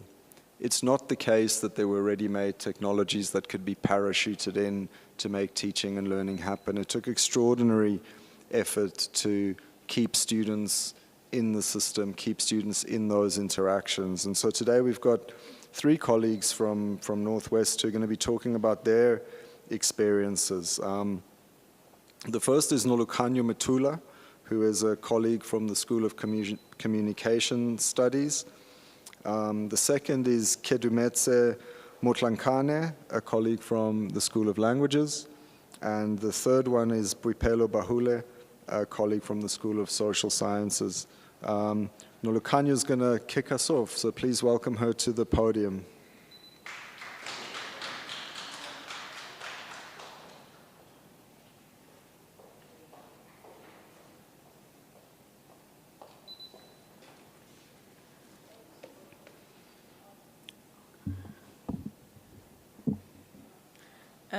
Good day, everyone. Let me start by saying I am excited that Northwest University, our employer, despite its history and the truths around that history, it is able to give us platforms such as this to speak openly about race. That is remarkable and a good start towards transforming this institution. I am called to speak about my own experiences as a university staff, the impact of the online learning to our students, and to the relationship to our students. Okay, I want to say in 2020, I was also new to the university. I only came in the beginning of 2020, and then just 2 months after there was COVID-19 outbreak. So that also affected me, because I was still learning the university. I was still learning the culture of the university. I was still learning the environment. But because of the COVID-19 outbreak, I had to live in my little corner, learn the culture of the university in my little corner, learn the Northwest University at large, the environment at large in my little corner. I want to be honest on this. I almost got into depression. And as I was reflecting on my experience as a new lecturer or as a new staff within this university, and someone who is coming from a completely different background, because I am coming from a completely different background. I spent almost all of my academic years before I came here in a previously black disadvantaged university, which is University of Fort Hare. So I was new to the culture of Northwest University. I was new to the space that is mostly dominated by white people. Okay, so in 2020, we as lecturers experienced the unplanned move to online teaching and learning with little or insufficient training and preparation. However, as time goes by, we adapted to the situation, even though some of us are still learning to use the online teaching tools. So, as I was reflecting to my own experiences as a new lecturer, as someone who is new to the environment, to the culture, that got me thinking about the new students, because I was fortunate enough to teach first years. So that got me thinking about them, the new students, the students that are were still trying to find their feet within the university. And I mostly thought about those students that come from poor backgrounds or the disadvantaged backgrounds, in which most of them are black students that you all know. Okay, so a black person who is here would relate to this. Even after the apartheid years, even in this democratic world that we live in, being in a white dominated space while you are black is still something that we are not really comfortable with. Yes, everything has changed. We are all free to do whatever that we want to do, but there is still that something, there is still that feeling that makes you not to be really comfortable in that space. And that is, of course, because of our history. As a result, if you are a black person in a white-dominated space, you'll always feel like you are carrying a burden for the black community, meaning you have to work twice as hard. Or you think that you are just a representation within this space of white people. And sometimes you maybe think that you were just accepted in this space because you needed to fill the quota. Or if you lose, the black nation loses too. Or if you are in a white-dominated space, you are there to prove that as a black person, you are able to do something too.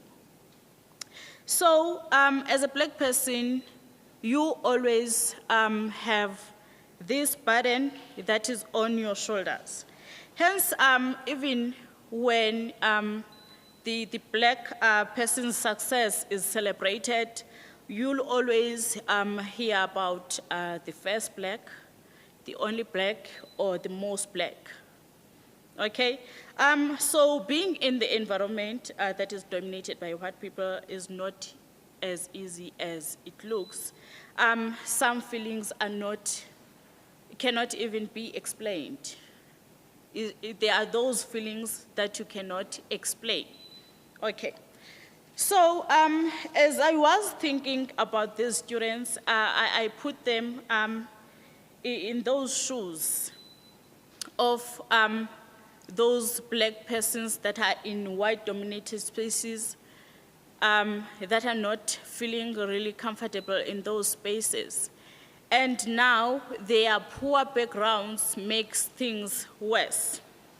So this brings me to the experience with students that I had to teach during COVID-19, that I had to teach them online. It is not a secret that amongst the students that we teach, there are those students that come from poor backgrounds, and the majority of those students are black students.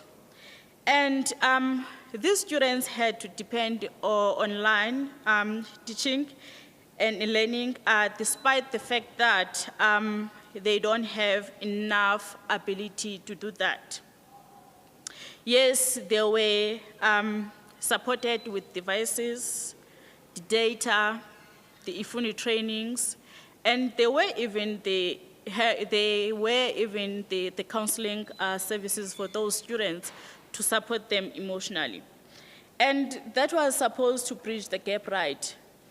But I don't think it really bridged the gap, because some of those students live in the most remote areas where there is no electricity, there are poor roads infrastructure, which results in lack of transportation, and there is no network in the communities in which they stay. So in order for them to even access that IFUNI, they had to move from their homes to find spaces where they can get the internet connection or even the electricity. They had to travel long distances to town where they can get access to better internet connection and electricity. And sometimes with these students in those locations, if you miss the morning taxi, you won't even get to town. There is only one taxi that is going out of the community to the town, and then only one taxi that is coming back. So those students had those kinds of challenges.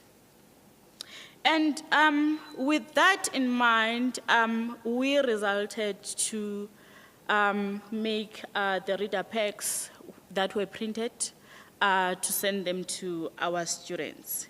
And that assisted students in their learning, because they were not able to do the online learning.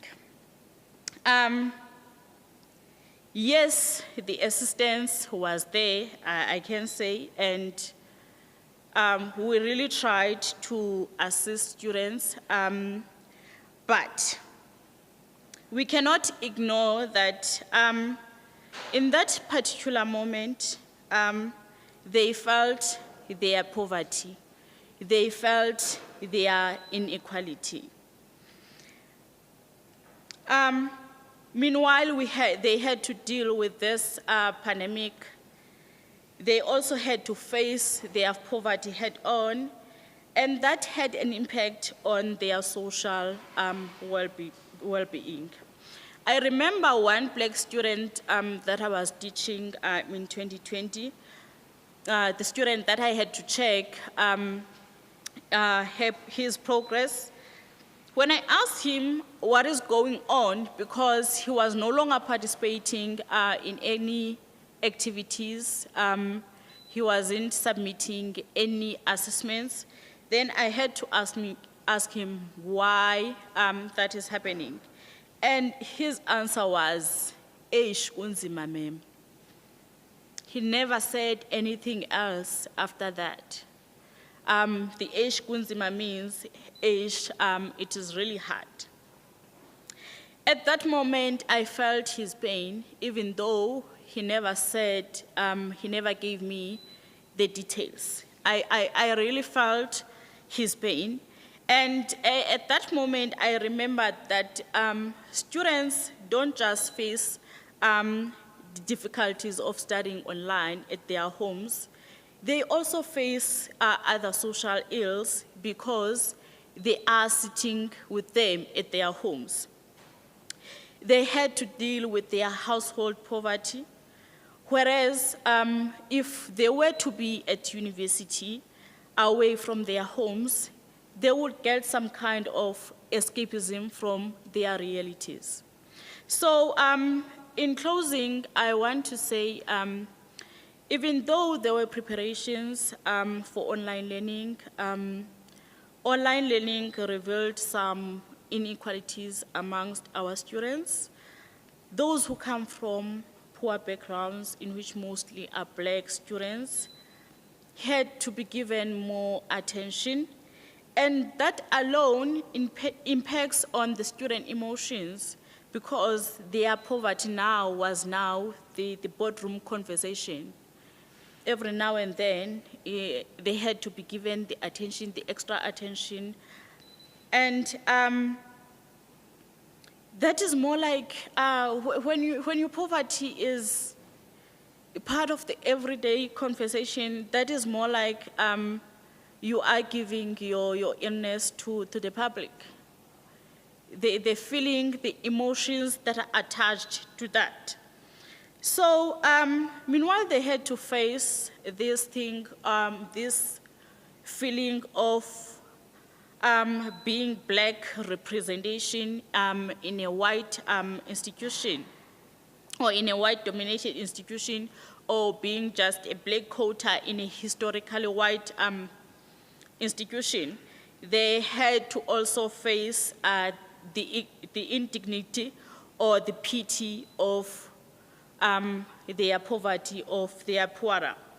And then these students were mostly first years, and some of them are the first persons to study in their households. They are the first to go to university in their households. And imagine being the first person to go to the university in your household, and now you have to be at home studying online. You face the challenges of studying online. You also face your poverty at home. And unfortunately, some of them dropped out. Unfortunately, some of them couldn't continue with their studies. They dropped out. Thank you.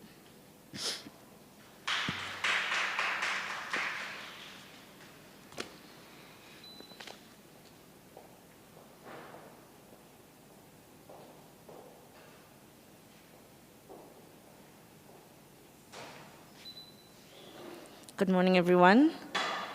I'd also like to take this opportunity to thank the organizers of this seminar series, Dr. Andre Goodrich and his team, and also just for the platform to stand here and speak my mind. Yesterday, and I think even on the first day or the second day of the seminar series, I think Dr. Goodrich also asked, what about the lecturers? What about the colleagues who were working? Because the conversation seems to be about students and the struggles of students. And one of the speakers yesterday, Kwezi, also said that the lecturer is sort of in the middle of So you have the student and you have management that says, this is what you're supposed to do, this is how you're supposed to engage with students, and then you have students who obviously have their needs, and the most important thing being to save the year in 2020. And so the lecturer is sort of in the middle to satisfy everyone, and to make sure that everyone is happy and that the year is saved at the end of the day. I just want to go back to the introduction and say again that my name is Boipelo Bahule. I'm from the School of Social Sciences, and I teach sociology. And to just begin, and I believe that for me to even begin talking about my experiences, I have to talk about who am I, and to talk about who am I, that is complex. because there's a lot that I come with, and everything that I come with affects eventually how I do my work and how I engage with students and how I engage with my fellow colleagues. So I want to just start with that I am a young black woman who studied in a Northwest-University Mafikeng campus, a campus that has been known throughout my years studying was the inferior campus, the campus that did not have a lot of resources. And so whether you are engaging with fellow students on the other campuses or fellow colleagues, there is that sense of inferiority that you do feel. And so we are now in this situation where we are supposed to work together and engage, and there are these things that, these elements of who we are that play a part, and I think that it is something that we need to talk about and we need to think about. I remember, I just want to tell the story of a series that I was watching, and so what's happening in this series is that this young man is a journalist, and he reads a piece that was written by a woman. The woman was telling her experience of sexual abuse. But what she's saying is that the guy did not force himself on her in the sense that she said, you're gonna do this or not. But she still feels that she was violated because she did not feel like she had the ability to say no. And so the man read the piece and was excited and called her for an interview that I want to talk to you. And when they meet, she's asking, are you not angry? Because he expresses his excitement. Are you not angry? And it's like, why would I be angry? And she says, because I'm talking about you. And he was taken aback because he thought that he's a progressive man. He's a man that is sensitive about the needs of women and the struggles of women and so on. And so to realize that he was in a position where he actually violated someone. And so that said to me that there are these questions of power and privilege that each and every individual has to talk about and think about. And there's this saying as well that I'm responsible for what I say and you are responsible for how you understand it, and that's not always the case, because when I encounter you and I encounter an individual, all I know about them is, for instance, you know that I'm black and I'm a woman, and what you know about blackness and about what being a woman is. And when I experience a white man, for example, I know that they are white and they are a man, and all the history that I was talking about. And I think it takes me back to what, again, Kwesi said yesterday, that we don't know much about whiteness. We all know about blackness, and we don't know, what are the dynamics, how do they actually feel? So all I have is what I've read in the history books or in the movies or an experience that I had once with racism. And so I bring these fears and these uncomfortable feelings into the workspace, into my engagement with students, and it's something that we do need to indeed talk about. But so before that, I want to just talk about what we did in Soki Tropo 1 to try and assist the students. And of course, we got a mandate from, communiques, from government, from the management to say, this is what you need to do, this is how we need to address it. And in the School of Social Sciences, just about 2 days before the 21-day lockdown, we had a meeting. There was a task team that was selected to look at priority issues, such as, for example, the excess of students. So every material that we had to produce for the student had to obviously be low cost or low data bearing, so that students can be able to access it.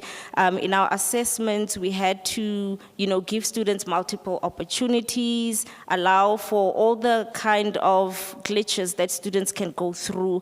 And in everything that we did, even in communications, actually, we did a workshop last year, a training about writing in university. And as I was reading through the material, something that actually struck me was, that when we set questions, when we prepare material and everything, that we are often, what's the word I'm looking for? perpetuating inequalities in students, because we expect that students can all be able to read at the same level, that they've had the same types of experiences.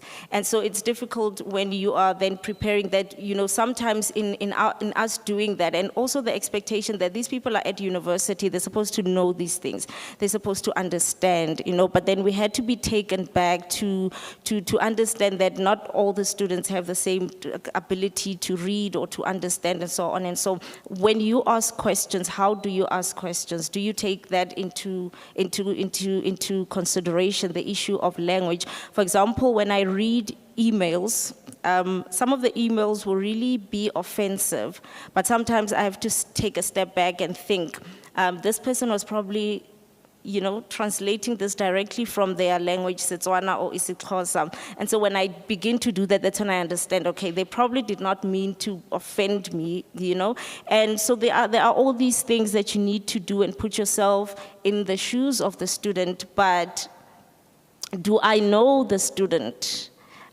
Before I can get into their shoes, when I have to imagine that the student is sitting in a shack, have I been in a shack, And we've had this conversation before, again, as a school, where we said, who are our students? And I think it makes it difficult once again to try and reach every student where they are when we don't even know who our students are. And I think that is something else that we need to talk about. If you've never been in a shack, perhaps it's time that you go visit the camps and see how the situation, so that when I'm sitting there and preparing material, whatever it is that I'm preparing, it's not a homogeneous group of people that I'm talking to, and then we need to consider those things. So and it was most of the time trial and error. You put out an announcement and the student keep asking the same questions, and you realize that maybe I should break it down a little bit further.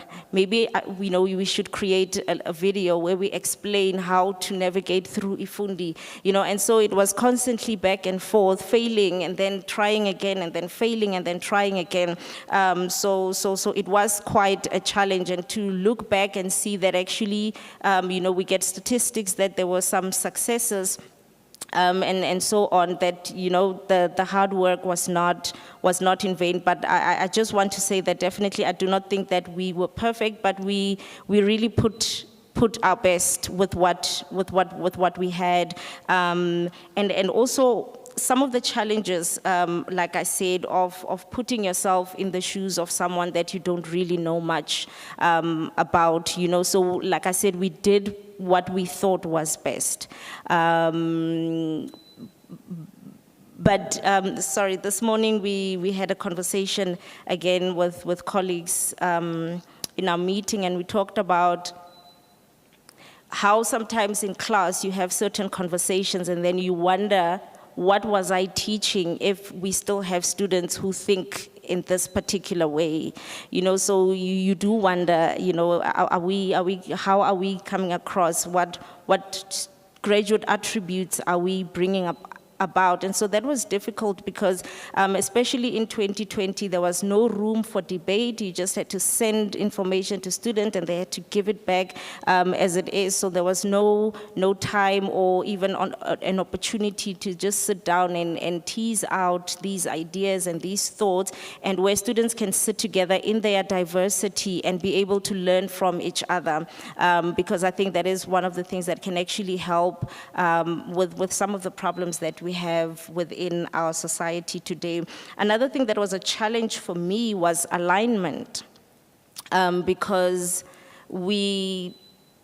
so alignment is a project that started way before lockdown, but the lockdown made us collaborate a lot more than we did previously. And I feel personally, and I've always felt that in terms of the people and culture aspect of the alignment, not a good job was done of it,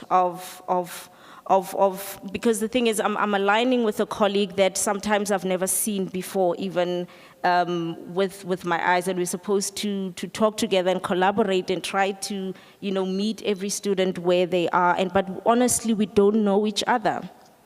we are aligning, but who is this person that I'm working with? And again, like I said, all I know about them is that, for example, it's a white man or a white woman or a black, and it's only what I know about white and black and rich and poor that I have, but we don't, and I feel like sometimes there were clashes, there were some problems with communications that we experienced during lockdown.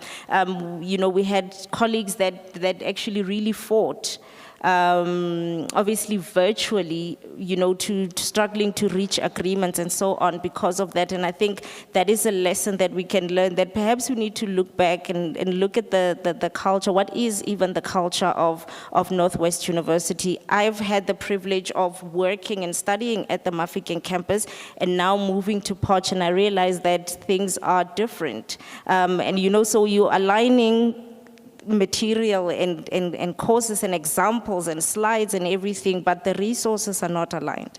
And again, like I said, we don't know each other. That's something that I personally struggled with, to the point where I even just looked at myself, like I said, based on what I know about myself and where I come from, and think that I cannot do this.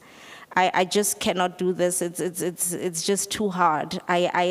You just don't know when you are doing the right thing, because just when you think you're communicating with students effectively, there's a message that says that lecturers are not engaging with students, and then there's a document that says student engagement has to be done in this way, And I really have to, give kudos to our directors, because I think they're the ones that actually tried to soften up some of the messages that were coming, because at times we either did not understand, or we felt that sometimes they were insensitive. We did not feel safe, because like I said, we are in the middle. And when students come with their problems and their challenges, we sort of have to absorb it. And when management comes with, regulations, and this is how you're supposed to do, and this is what you're not doing, there was a time when we had to add, I think, deans to our virtual classes. And it was scary, because it feels like there's a red pen and you are being monitored. And it was really scary. It was not a comfortable time, because on the one hand, you feel that personally, perhaps because of my own personality, I always felt like I'm on the spotlight when it comes to students, that they're looking at, are you speaking right? Is your accent proper? All of these little things, are you dressed properly? It's almost as if you are constantly on the spotlight. And now to have that coming from management as well. So there was this constant struggle. And I've had a number of, so for instance, exams were always a struggle for me. Because when students ask for another opportunity for an extra 2%, I don't know the experience of other people, but for me, they would always come and say, I am the only one, the first person in my family to come to university. If I don't make it, we are doomed. Everything is going to crumble and fall apart.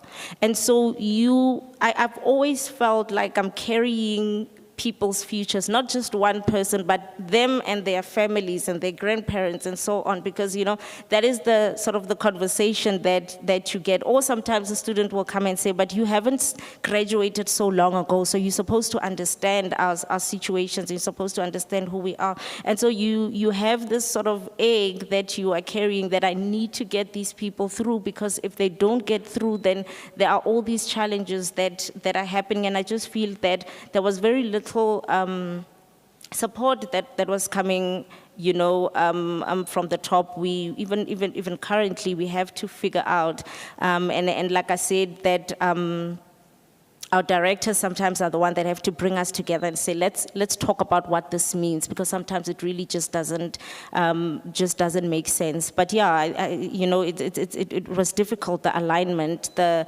collaboration, because I don't know who I am collaborating with, and that is not even the lockdown problem. It's a problem that existed even previously. I mean, I do believe that there is value in things like team building exercises and so on, where people actually get to work together apart from work, apart from talking about work.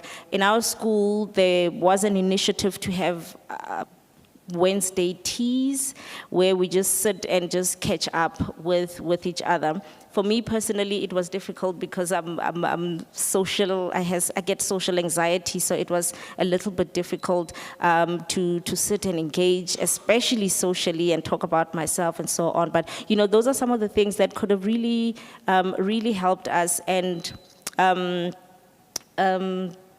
the lady who spoke before spoke about, the issue of mental illness, and that is something that I eventually struggled with as well personally. And I think it was only then that I learned that there actually is support, from management. But before that, it really just felt like you are all on your own.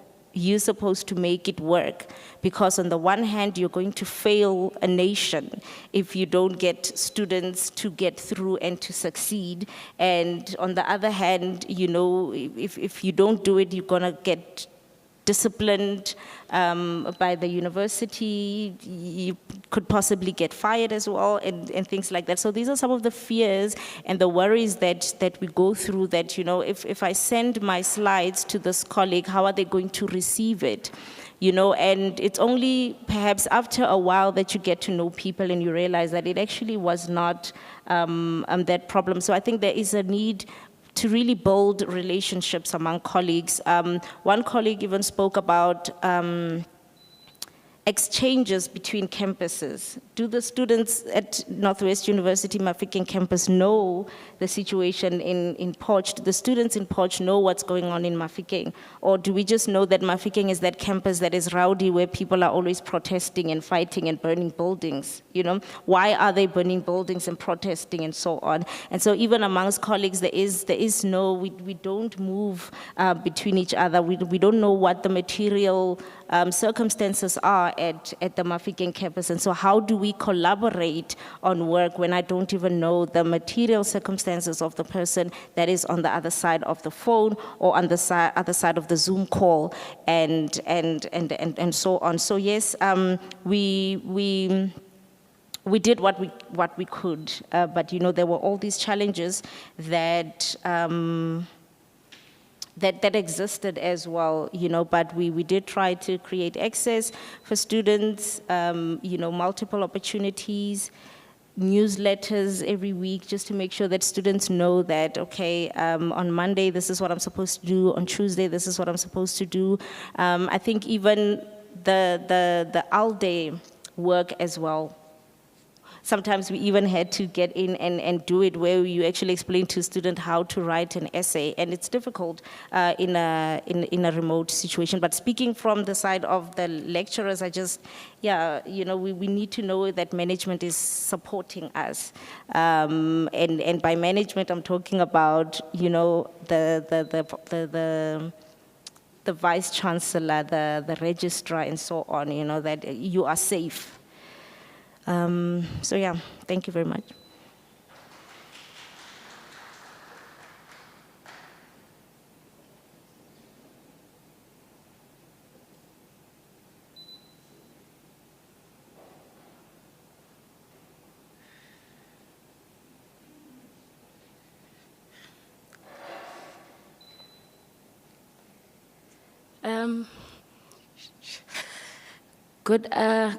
Good day, colleagues, and good day to everybody who is invited.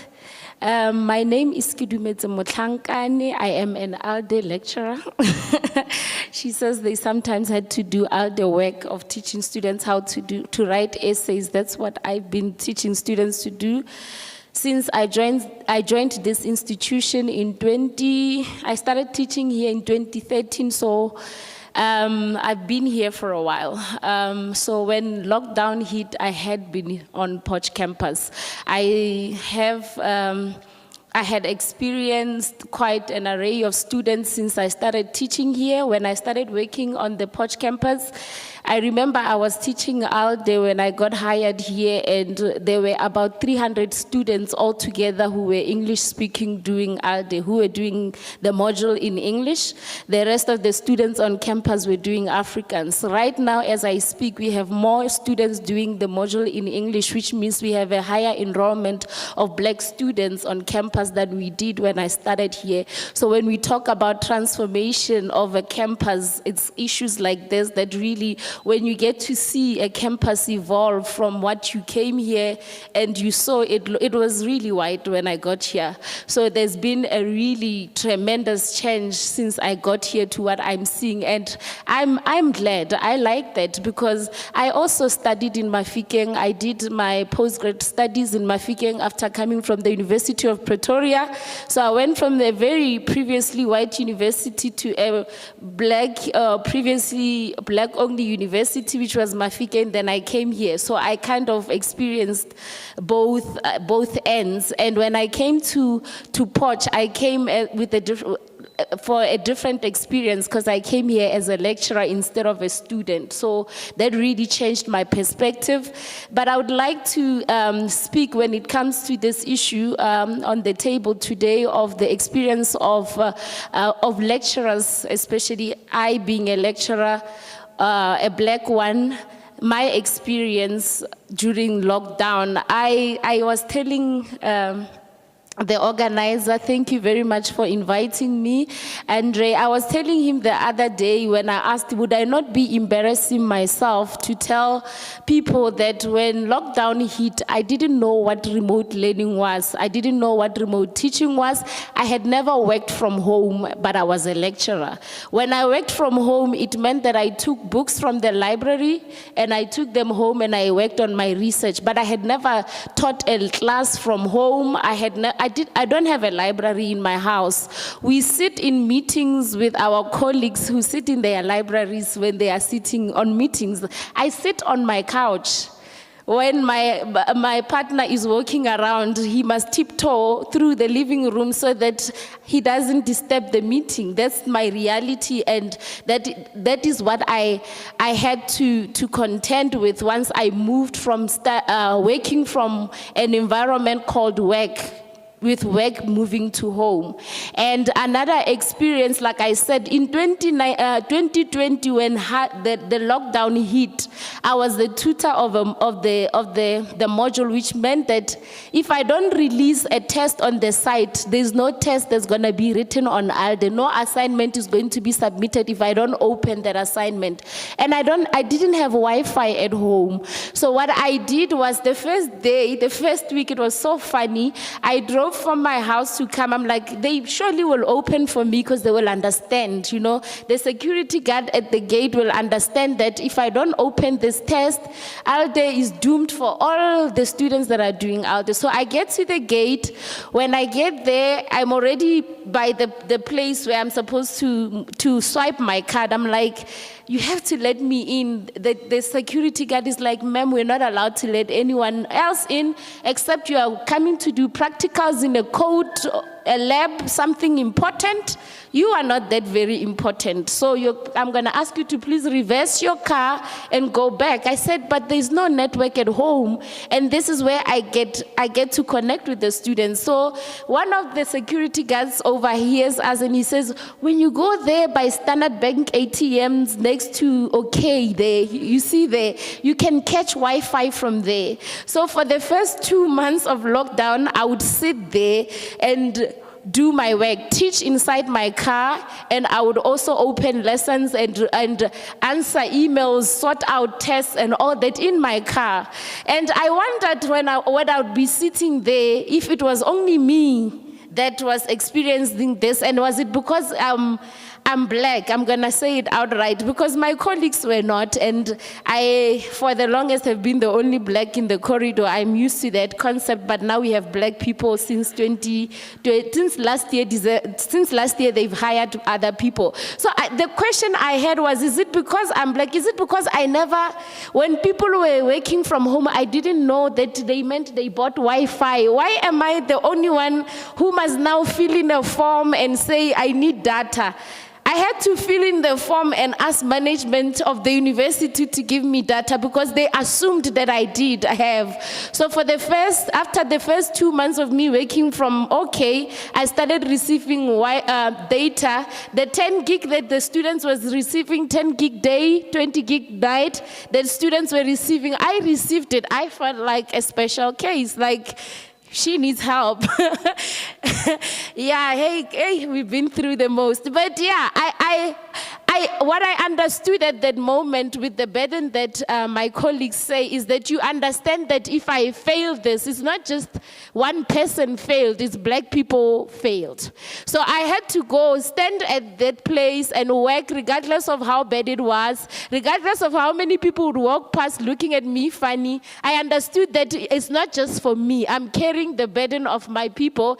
And even if it means that maybe I didn't buy a router on time, I didn't understand remote learning when it was time to understand it. When my colleagues were working from home, I never understood and I never asked. What it meant was that now I had to catch up, you know, and catch up I had to do. I remember before the lockdown was implemented that only essential places are going to be open. I was at Telkom in the queue waiting to buy a Wi-Fi router. And I remember that during that time when I was waiting, I looked at the back and in front of me, and most of the people that were queuing there were my colleagues. They were colleagues of the NWU, and they were students, but mostly colleagues.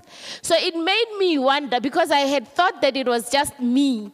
And it wasn't just teachers, I should say, it wasn't just lecturers. I saw people who work in administration, people from exams. I saw people who work in your IT, people who work in your buildings, E8, people who work in different places, standing in a queue. So it wasn't just me who didn't understand that people could work from home.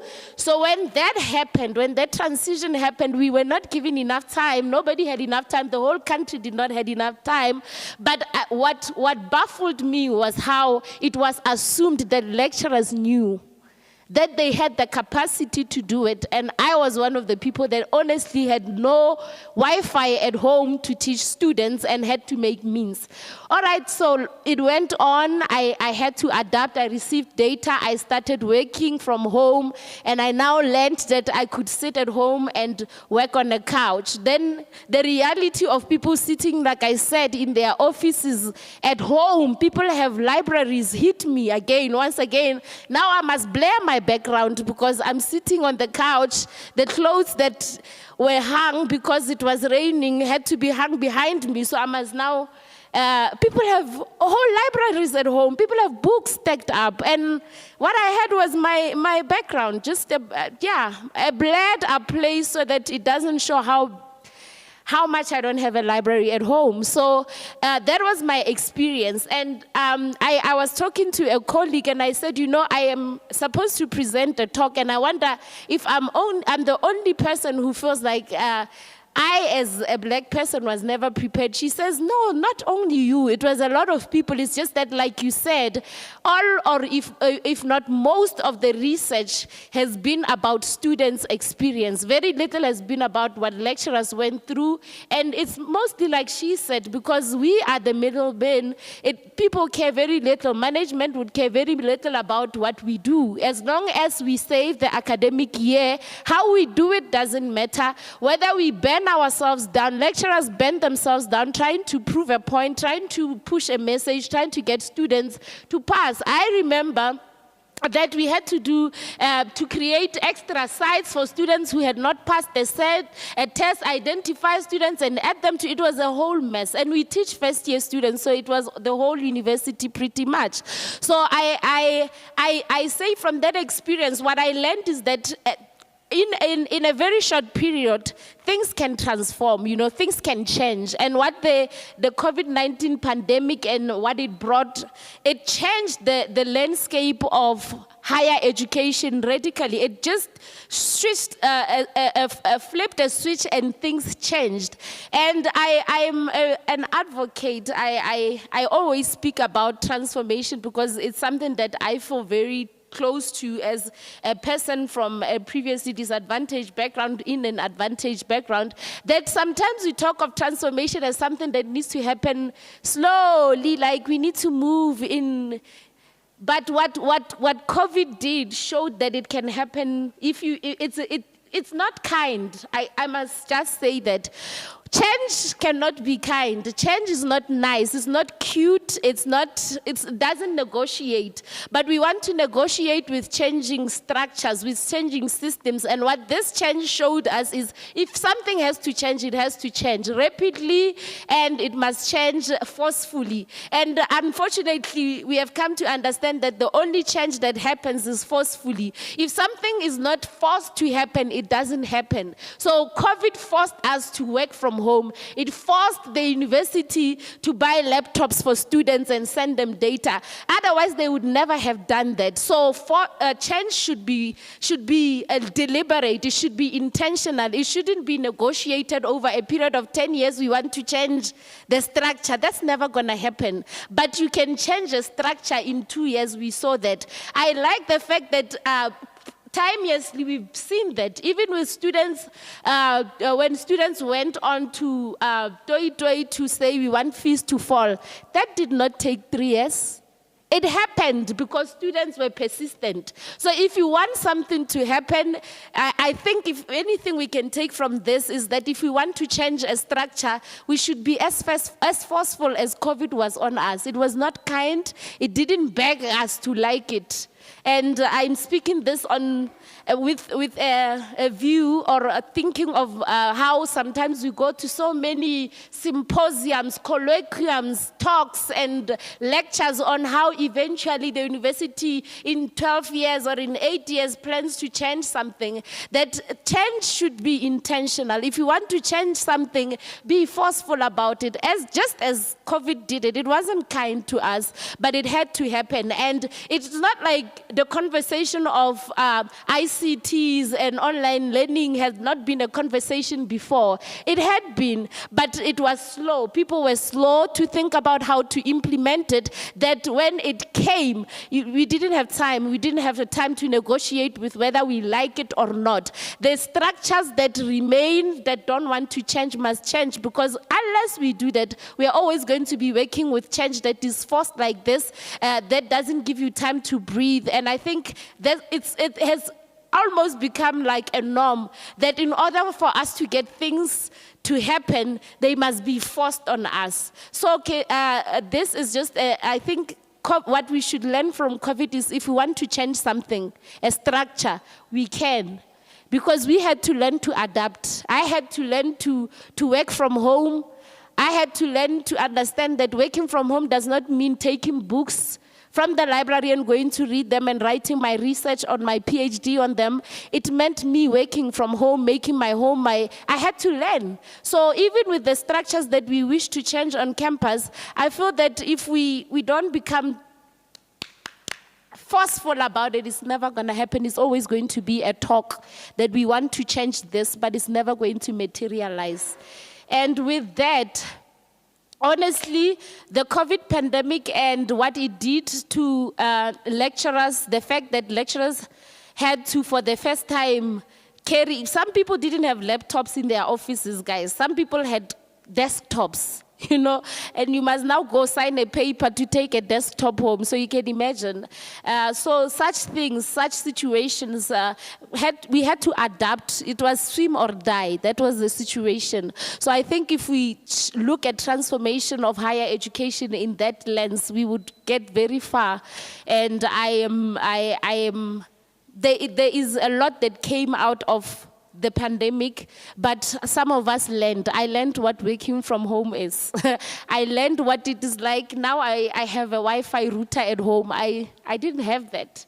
Now I do, and I understand that I must not be on YouTube and on Netflix, because then I am gonna run out, and that's what our students also had to learn. Students were using their data for wrong reasons. Now they must write assignments in the middle of the night.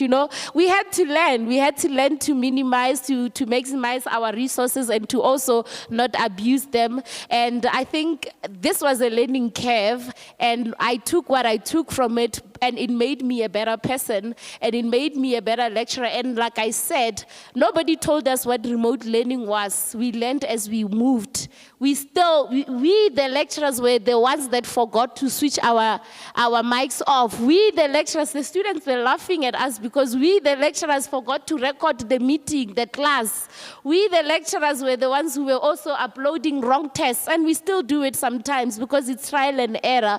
But I think I like the fact that we are doing it while moving forward, and I like the fact that we are forced to transform by force. Am I saying it right? Force by force, yes.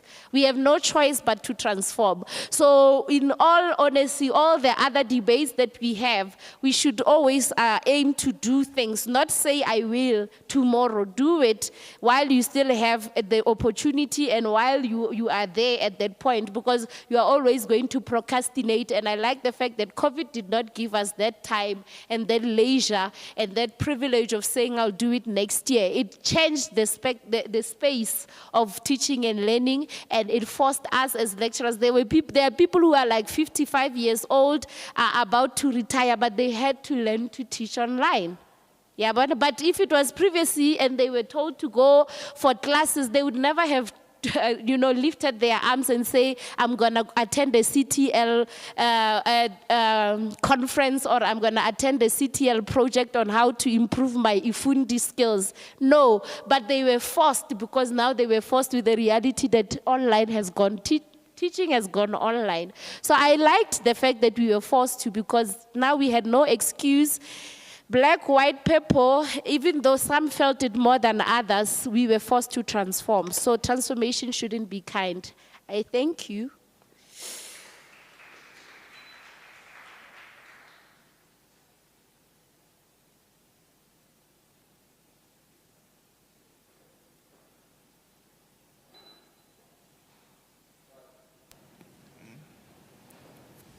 Great, thank you very much for those three really eye-opening presentations. I think there's some great points from each one that we can pick up on. And I'm going to just open it up to the floor to see if anybody's got any questions they'd like to kick us off with. Great, we've got one question up front. Okay, good afternoon, officially. I'm a student in my first year. So I have a few questions, I guess, for specific lecturers. I'm in my first year. I apologize, I do not know names. So I'm going to refer to like the lecturer in the black blazer, the lecturer in the white shirt. My apologies in advance. For the lecturer in the black blazer, I want to get your stance on something. Are you for or against students choosing their own groups for projects? Because like as a lecturer, do you see that maybe students move towards racial comfort in like choosing groups where majority of the same race?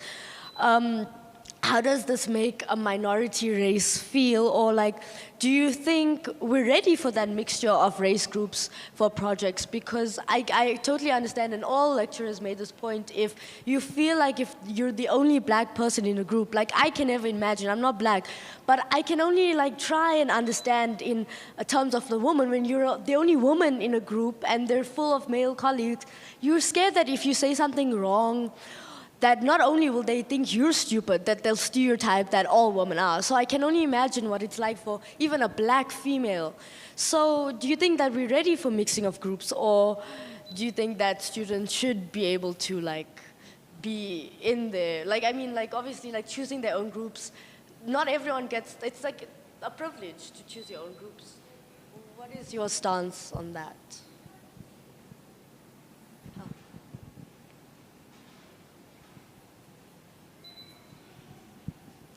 Thank you very much. So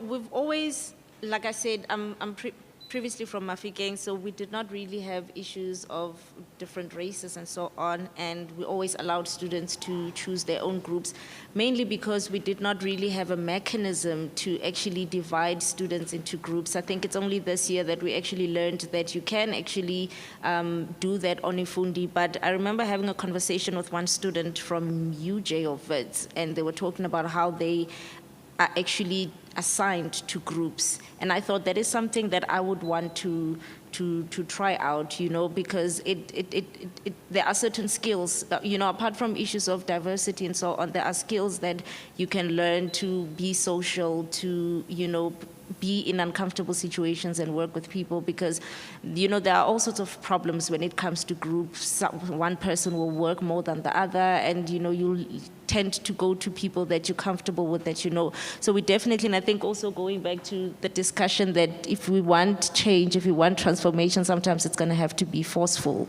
So yeah, I would say that I am for that. Thank you. May I just add, like I said, I have been teaching here since 2013, and for the first, since 2013 until the lockdown, I had contact sessions, like I would go to classes with students.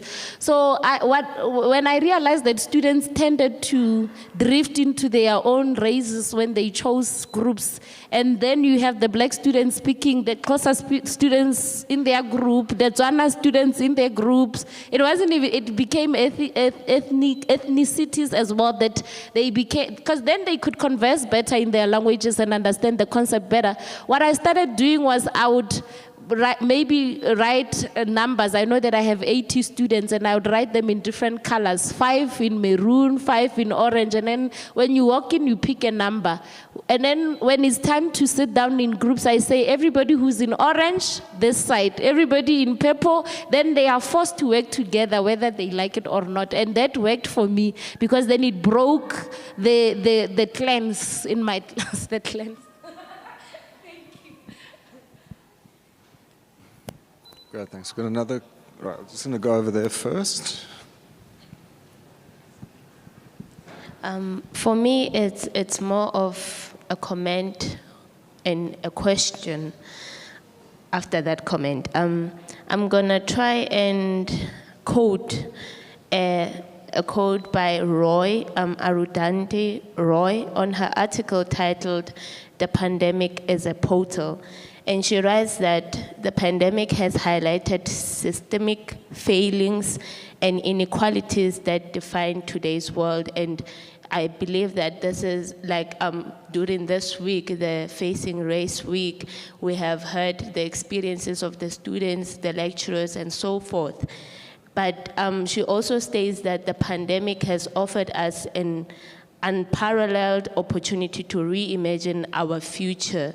So based on that, the question that I want to bring to the table is, there were things or measures that were placed in order to try and meet students or lecturers halfway when it comes to teaching and learning. So my question is that all the effort that was placed there, and I actually place it to the people above the lectures and people above the lectures as well, that all the efforts that were made, are they gonna be taken away now that we have reached the nation state of disaster is no longer, like, we no longer have that?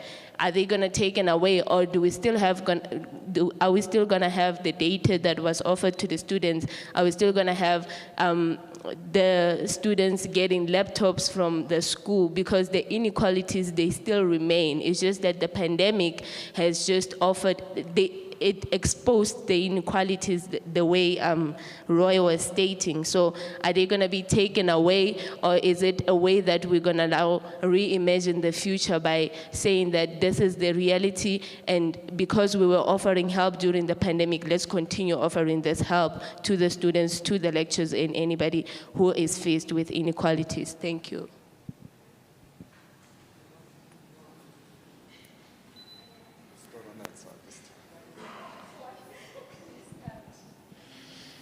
I think that question will be kind of difficult for us to answer because we are also dependent to the management. It's the management that provided that kind of support to students, not us. We're just a middleman between the management and the students. So, but I think, as you say, we still need that kind of support. The students still need that kind of support. The only thing that we have a capacity to do as lecturers is to support students, I would say, like emotionally. You have to understand the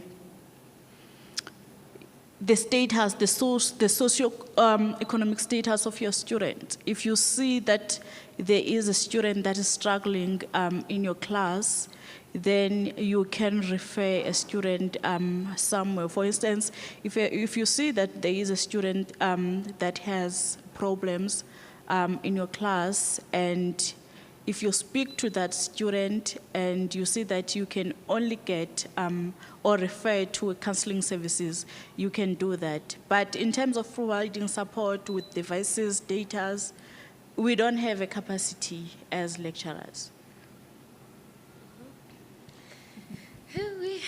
Thank you. I also fully concur with what she's saying, that it's not really our responsibility as lecturers to decide. It was never our responsibility as lecturers to decide who got the laptops, who got the data. We could, yes, identify students. We were tasked maybe with identify students who are struggling, but ultimately who decides when, how they get it was not our responsibility.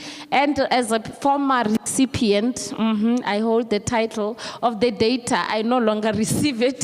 So I'm speaking from experience that the minute we received access back onto campus, it was assumed that now you are sorted. The campus will sort you out, there's enough Wi-Fi around. And I remember it was at beginning of the second semester of 2020, just before the slow move back on campus, we had to fill in a form as the former recipient. We were asked if you would like to continue receiving the data or would you rather come back to campus? And some of us by default were forced to come back to campus, like I was, because I needed more resources on campus, so I signed that I'll come back. So it's beyond us who decides, but I think the argument would be that it's not sustainable to pay for Wi-Fi and data. I don't know, but I'm assuming that's what the argument would be.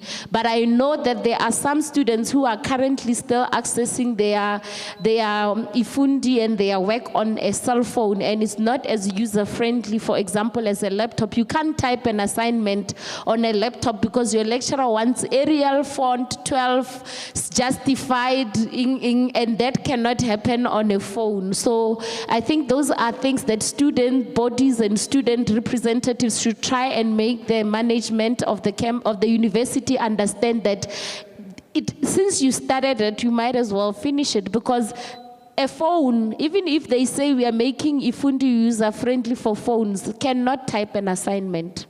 Thank you. Thank you very much. Yeah, I think I was actually just going to say that the Wi-Fi has definitely, it's not being provided anymore, but I think your question goes deeper than just Wi-Fi, but it's to say that we've learned that there are inequalities. Are we going to continue to address them, or are the inequalities only affecting students when there's lockdown? But I think, like everybody said, it's unfortunately not what we can, but we can suggest that it certainly should continue the conversation. And I just want to say to Kidibetse that when I spoke about us having to do the work of ALDE, no, please. It's just helping students or bridging that gap from high school to university, we find in the classroom that sometimes, because we don't even know the timelines that because from the first day when they come, already there's an essay that they need to start doing, you know. They need to learn about referencing and so on. And so I remember the workshop that I spoke about, the course that I spoke about, we could not even agree on that, because it's just a conversation that goes on who is responsible for that, helping students. And I think that is definitely something that we need to continue to think about. Like I said, do I know who my students are? That's something that I need to work on individually as a lecturer to understand and move forward. Great, thanks for that. Just two things. The main power is about to come back on at 12:30, so we might lose things a little bit. It's allegedly seamless, but we may have a temporary disruption again. And then I want to just jump in on this question too, because I think it's an important question, but framing it around questions of laptops or devices and internet access misses two really important points that have been made by Nolokanyo and Kedu, which is some staff members had libraries in their houses, so you log into the meeting and you see this private office with, you know, all of the things in the background, and Kedu's there on the couch with the laundry and husband negotiating the space.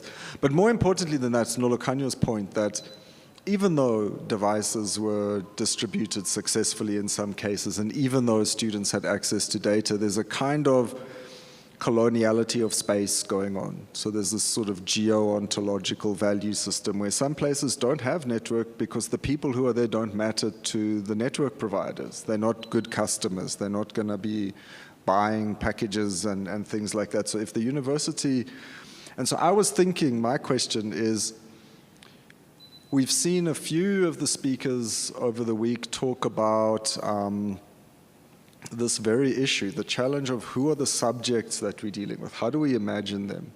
And I think one of the big failures, and it's a I think, problematic way of trying to address the inequality that we face, is this notion that by providing particular kinds of equipment, we can transform people who aren't whole subjects into whole subjects. And so we're going to like make you in the image of the student that we want who can learn from us, rather than making ourselves in the image of the people we want to teach to. And I think that's a really big difference. And that for me was a big disappointment, and I think for many academics it was a big disappointment that we didn't take the time between sort of the beginning of the pandemic and May to really think about what it means to teach. We rather thought, okay, we can transform all the students into little learning machines that will fit us, not taking that opportunity to go back. So hopefully, thinking back on that, it's opened up questions like what you're saying of how we can do this differently, not just with devices. Question over there, then I'll come back to you for your second one. Thanks, Doc. Yeah, you know, I liked Ms. Tandi's question. Actually just made me think of the president and the whole story of the 350 Rand grant. Are we going to continue that post? You know what I mean? That whole story. Are we going to have data for students' laptops? Are we going to have 350 Rand grants? Anyways, thank you. I really appreciate your discussion, the three of you actually, and kind of things you had me thinking about, right?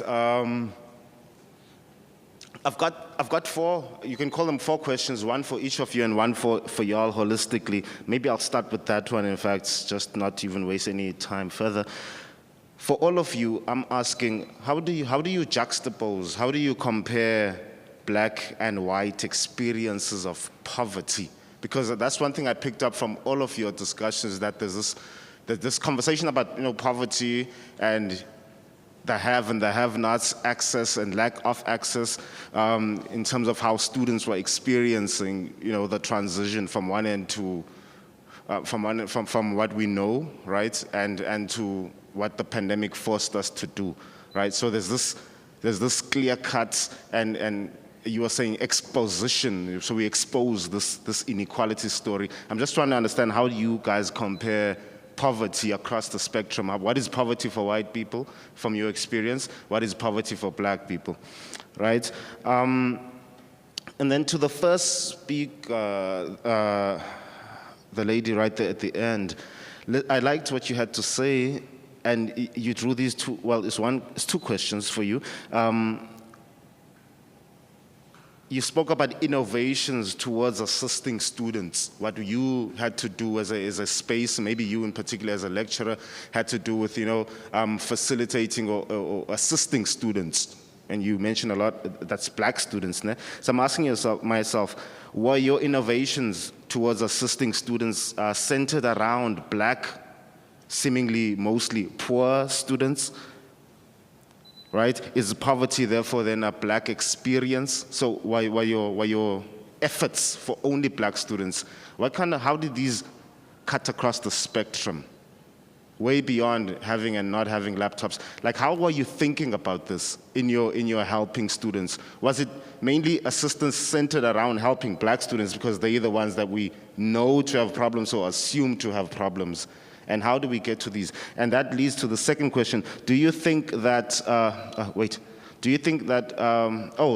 why do you think we keep subjecting black students to this humiliation? You spoke about the humiliation of their poverty. They have to be the ones who are exposed for being poor and not being able to do this and that, not having this and that. Why do you think we keep making this a thing? Why do we always center this poverty around blackness and black students, and what you say also, humiliating them like this? Why do you think we center that around them, right? To speaker number, the one who spoke right at the end, I forget your names, I am so sorry for this. The lady at the, let me see. To you, I'm asking this, do you think your experiences and thoughts towards transformation that you experience is the same for all the colleagues in your department? So is this just you as a black lecturer in where you are currently situated as a colleague, or is this something that was experienced right across the the department and the subject that you're involved in, right? Right. Wait. Let me see if I've. How and where is it different for different colleagues? So how are different colleagues, for instance, like white colleagues that you are around, experiencing this? Do you have this dialogue? Do you think the experiences are different because of them being different, or is it a racial difference that you're speaking towards? And then to the last, to Boipelo, my colleague, from your observation, coming from Mafikeng in particular, how do you perceive race and racial experiences and the discourse associated with that at the Mafikeng campus compared to our Potchefstroom campus that you are now also part of? What are the striking things that you've come across, and how do you experience this? Ne?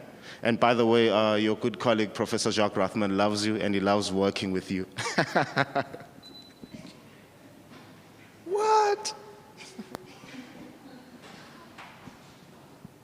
We'll go in reverse order. Okay, thank you, Kwezi. Experiences of poverty for blacks and whites. I think I'm going to go back to what you said again yesterday, which I quoted again today, right? That how much do we know about poverty amongst white people? How much has been written? How much is being done? And I think it's difficult for us to answer that question right now because we only know about the black experience as black people. I only know about the black experience, and I would love to also get that other perspective and get those other voices. I think also the question to us is how we talk about it. We talk about it as if we know the other side, and I think it's also a caution to how we talk about poverty, how we talk about race, and of course I'm talking about the students that I had experience with and the students that I was talking to, who were predominantly black students in the struggle. So I don't know if I'm really answering that question, but I think to say that I really don't know how to answer that question because of the limitations.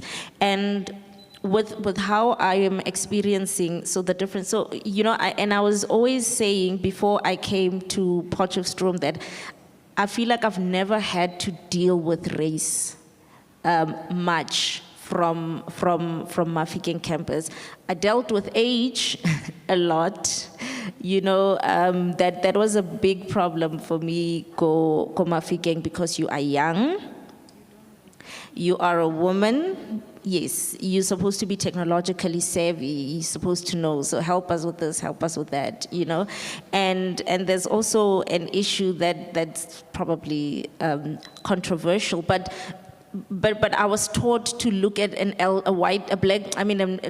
elderly man in a certain way, you know, and so there are these problems where you think you can just hug you in any way, and because I'm told this is your father, you're supposed to look at your father, but then you realize, but this hug is not a very fatherly hug, you know. So there are these issues that we don't, and I really want us to have that conversation at some point. I'd like to go back to Mafikeng just to have that conversation about that, you know. So there are these lines that are being crossed. So when I came to Potch, that's when I had to deal with race. And when I spoke about earlier, I was definitely worried about how I will be received by the students and colleagues and so on.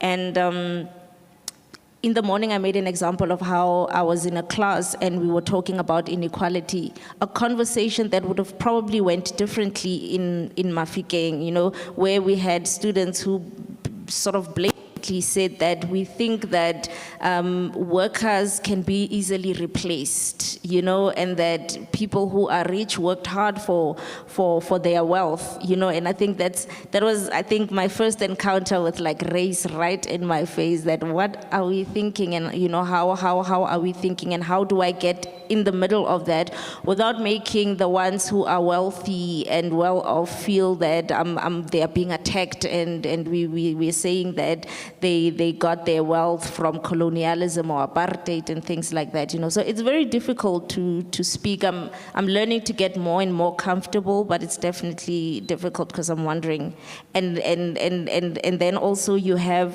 an interpreter in the class that's also interpreting. You're wondering how are they taking what I'm saying and all of those things. So yeah, it's a bit of a challenge. Thank you. Thank you. I'm gonna ride on her back with the answer that she made, that we don't really have much conversation about white poverty. We don't know what it looks like, the way it is or how it's experienced, and people who do experience it don't normally have a saying. They don't speak for themselves. With documentaries that we see, now I see them being spoken for, the poor white people of this place. That's what I've seen on the media.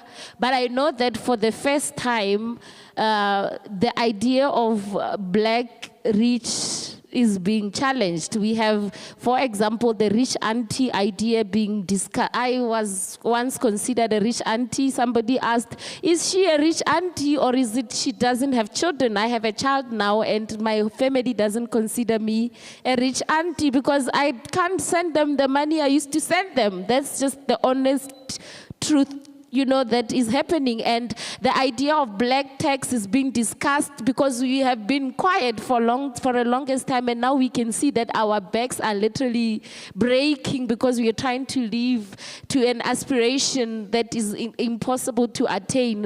I can't afford myself and my family, and now we are raising those issues, and I think that's good. I can understand I'm privileged, but I'm not rich, you understand? But when I go outside of campus, I'm considered as somebody who's well off, you know?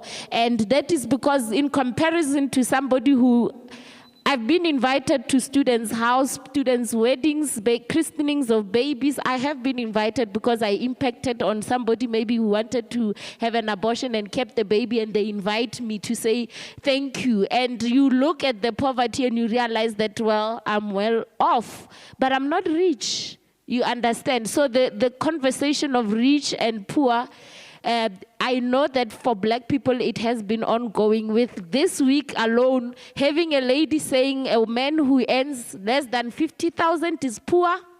Have you seen that conversation on Twitter? She basically told us all of us who earn less than 50,000 in this building, we are poor, I included. You understand? But when I go to my village,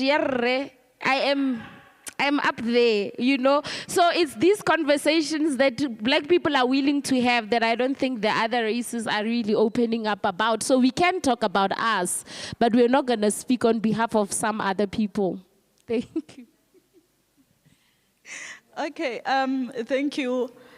I think we are going to say the same thing because our perceptions are always centered around our experiences, because there is little or nothing that has been written about white poverty.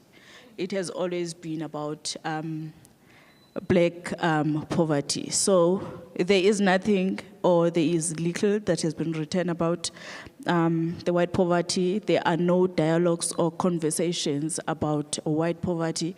Even if you go to conferences, even if you have symposiums, we always, when we speak about social ills, they are always centered around the black community.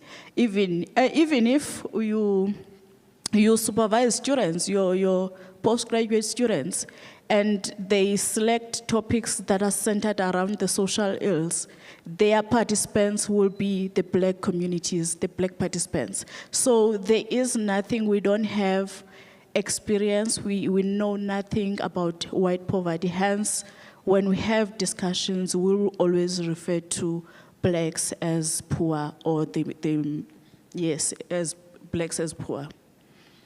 Oh yeah, I forgot to answer the last one. Do you think it is the experience of just you in the department or all your colleagues? I was the only one who was receiving data, so everybody had Wi-Fi at their home. I didn't know that it was a thing to have. I think somewhere people had a conversation and nobody told me. I think I could afford it. I just didn't know that it was a possibility. And I think it also goes to show that even though we work together, some conversations in the corridor are not held, you know. And because I didn't know anybody it's been hard. I don't know how to explain it, but I didn't know anybody who could tell me to buy Wi-Fi router. In my household, it's a complex where I stay. There were no routers, even though most of the people that I live with are, you know, people who have employment, you know. But then after the COVID hit, then I saw when you try to log on, there's millions of people. But before then, we were just using our phones for data. Buying data, 3 gig. You know that's gonna help you with Wi-Fi, with WhatsApp, and anything else that you need to do. Thank you. Great. I'm going to just challenge Kwezi a little bit about this business of white poverty, right? So, I mean, there is a lot written about white poverty for anybody who cares to read it. It's very often produced by very interested parties, political organizations who have a vested interest in performing this idea that white people are somehow disadvantaged in a new dispensation. So somehow there's these extremely poor whites. But the economic lines that they use to define what counts as poor when they're talking about white people is considerably higher than what generally is counted as being poverty, right? So you got to read that through a kind of political lens, and certainly in our orbit, there's a lot of it. But the other thing that I want to challenge Kwezi on is, what is poverty? If we're just saying it's income, it's how much money you have, then we're talking equivalences. But if we're talking about social capital, if we're talking about access to education, if we're talking about access to areas that do have a Wi-Fi network, or you know, the pictures look very different. So of course it's important to say, well, we need to consider all of the students who are having difficulty accessing it. But I think it's very problematic to say somehow we have to deracialize poverty in our consideration of it, because the entirety of the colonial project was about distributing poverty onto black bodies. So, yeah.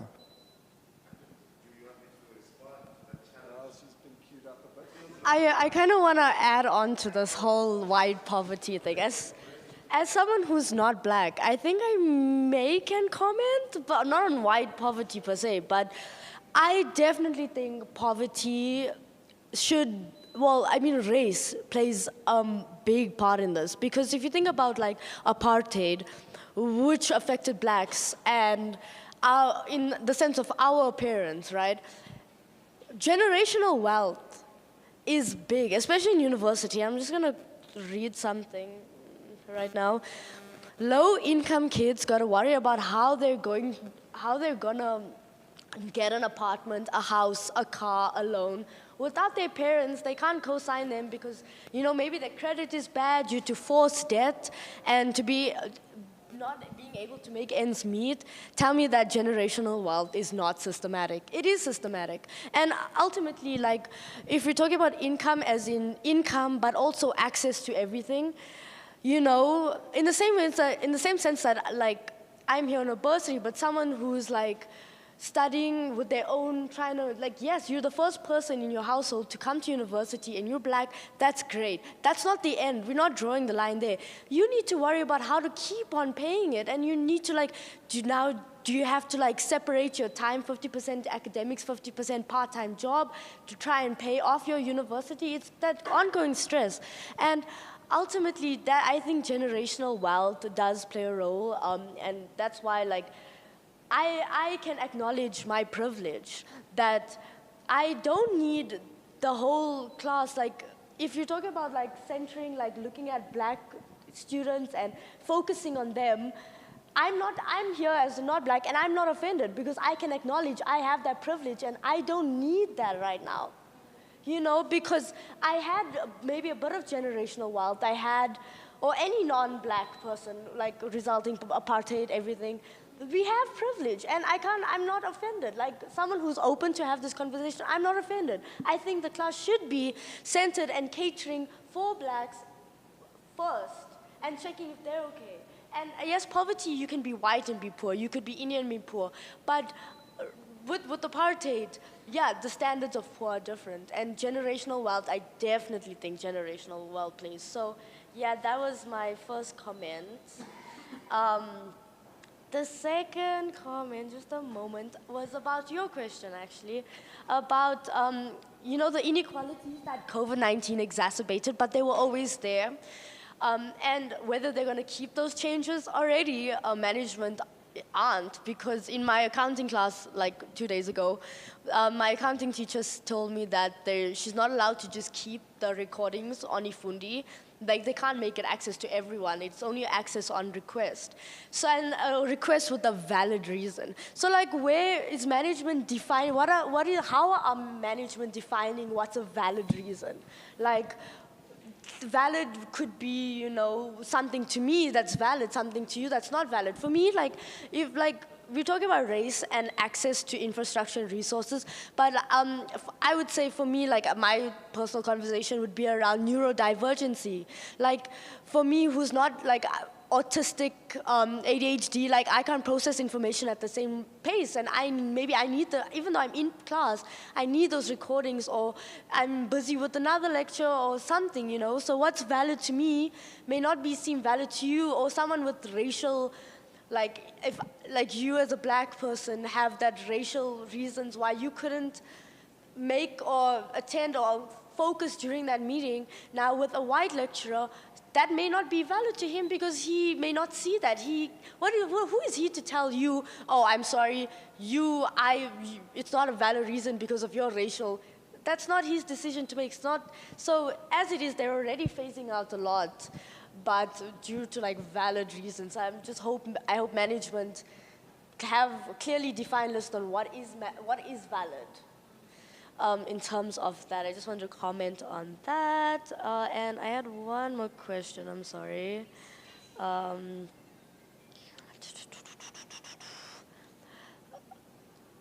Sorry, I just have one more question. Oh, in terms of like the lecturer in the white shirt, she mentioned that, change, it needs to be deliberate. It needs to be now, it needs to be deliberate, and COVID-19 made that evident. But even before COVID-19, like people in power, ultimately they could determine when change could be implemented. Like, people are always like, change can't happen overnight, but bailouts come faster than stimulus checks, bombs come faster than food, arrests happen more quickly than releases. So change does actually happen overnight. It's just the people in power have that ability. Now, my question is, the people in power, like, as much as you're like, change needs to be now, change is deliberate, yes, it is. But the people in power, are they representative of blacks? Are they representative of queer people? Are they representative of women? Are they representative of neurodivergency to want to make that change deliberate and now? That is the concern. Like, even if you talk about how things are way different from 2013 in comparison to now, how you can tell that the majority of students are English speaking because majority take elder. Now, the people in power, can they acknowledge that and be like, okay, this is what's happening. Can we change the building names from Afrikaans to English? Can we change the signs from Afrikaans to English? Or are they in power and they're Afrikaans, so we're just going to keep it Afrikaans? So I 100% agree. The people, we can tell that change is now and it's deliberate. All right, great. That's going to have to be pretty much the final word. So short response from those of you who have one. No, like what you're saying is true and it's right and it's relevant. We need to call them to task. We need to challenge the status quo. We need to go against, because if nobody speaks about it,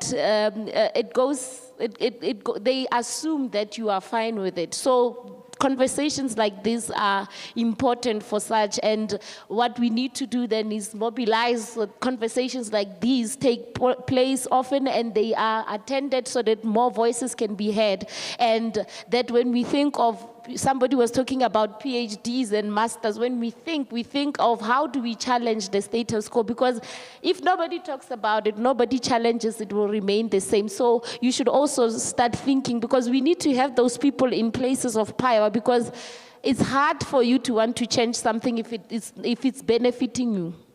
Yeah. All right, yeah, basically.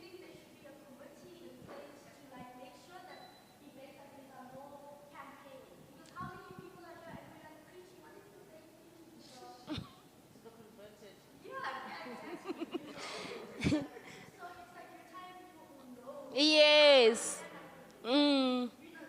Others, the people that need to be here are not here.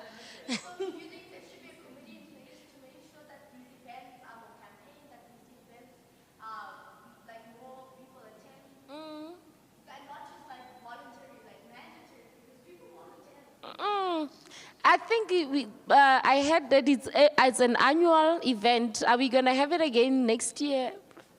Or is it going to change faculties? Oh. No, others.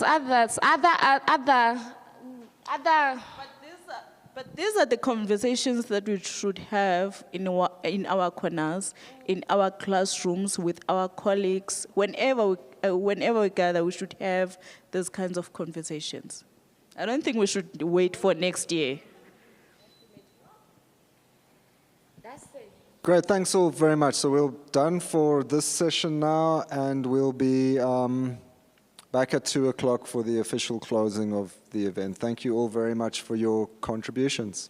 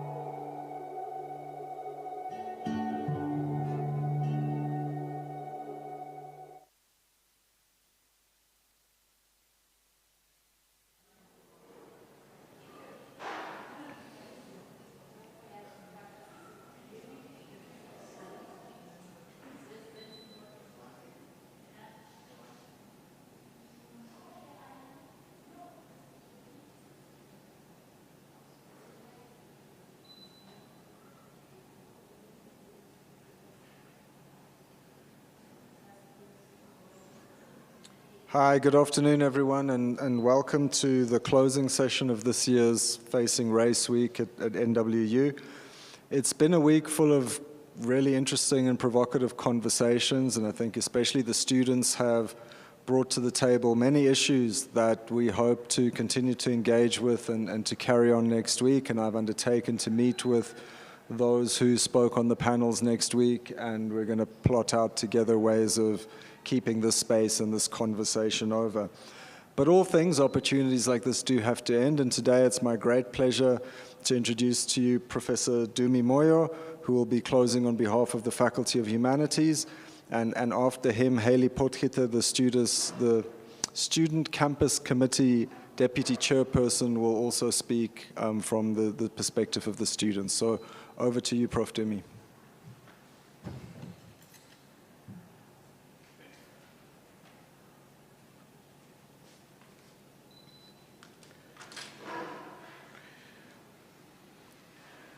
Thanks, Andre. Good afternoon, everyone. It's certainly been quite a momentous week for all of us, and I would really like to thank everyone who was involved in the organization of this event, the Facing Race event for 2022. Most importantly, I really want to thank Andre and his team for putting together what is certainly a wonderful program and a lineup of some excellent speakers and panel discussions. Let me also take this opportunity to thank all our key speakers who participated in this event, namely Divine Fair, Crane Sudin, Robert Balfour, Roxanne Motabi, Mbali Koza, Nolukanyo Metuli, Kedemutsa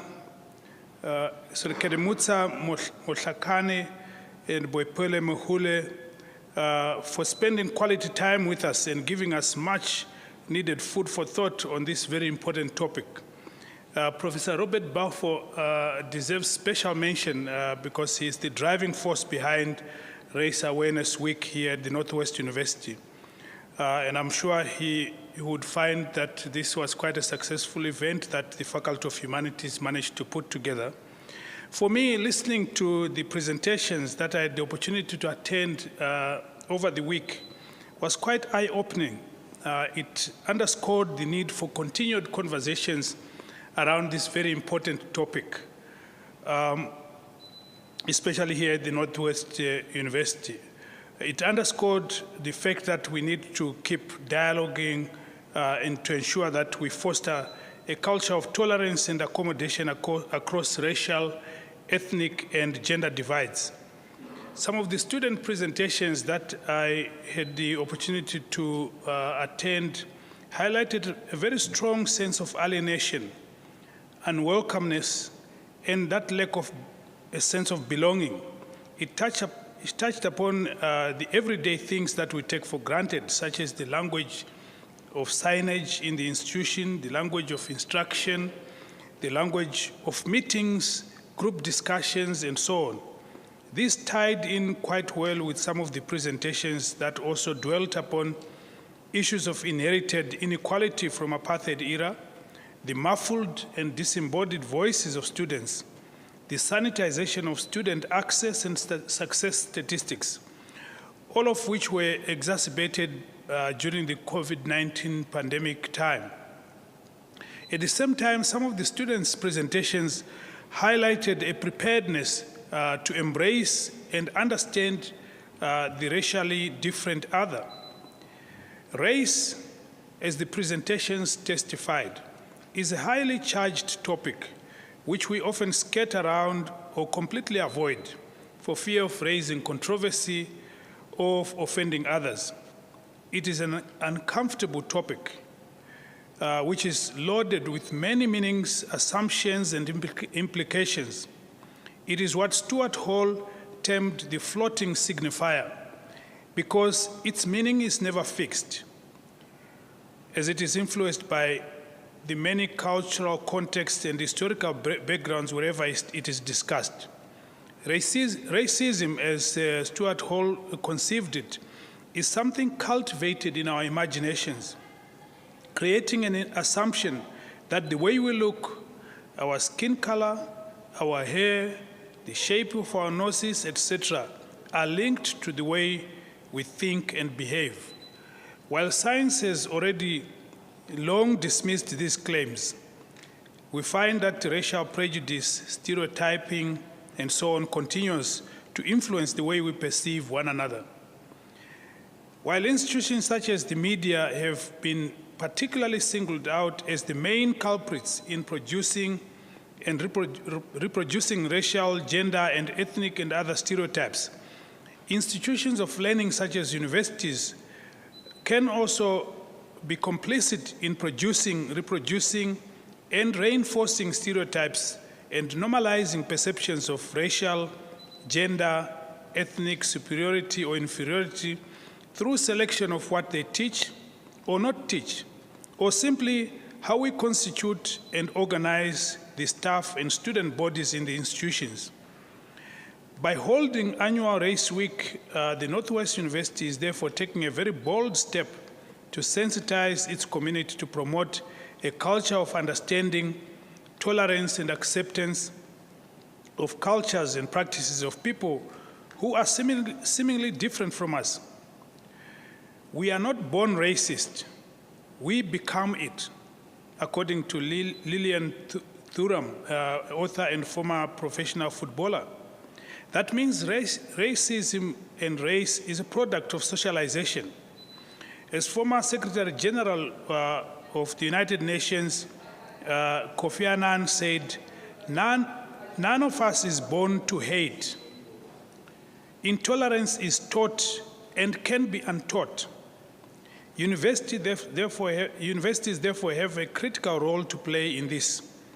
As Gray and Bernstein write in 1989 in an article titled Racism, a Challenge to South African Universities, and I quote, "Universities have a moral obligation to lead rather than follow, to innovate, to question and debate issues, and through relevant research to find possible solutions to societal dilemmas.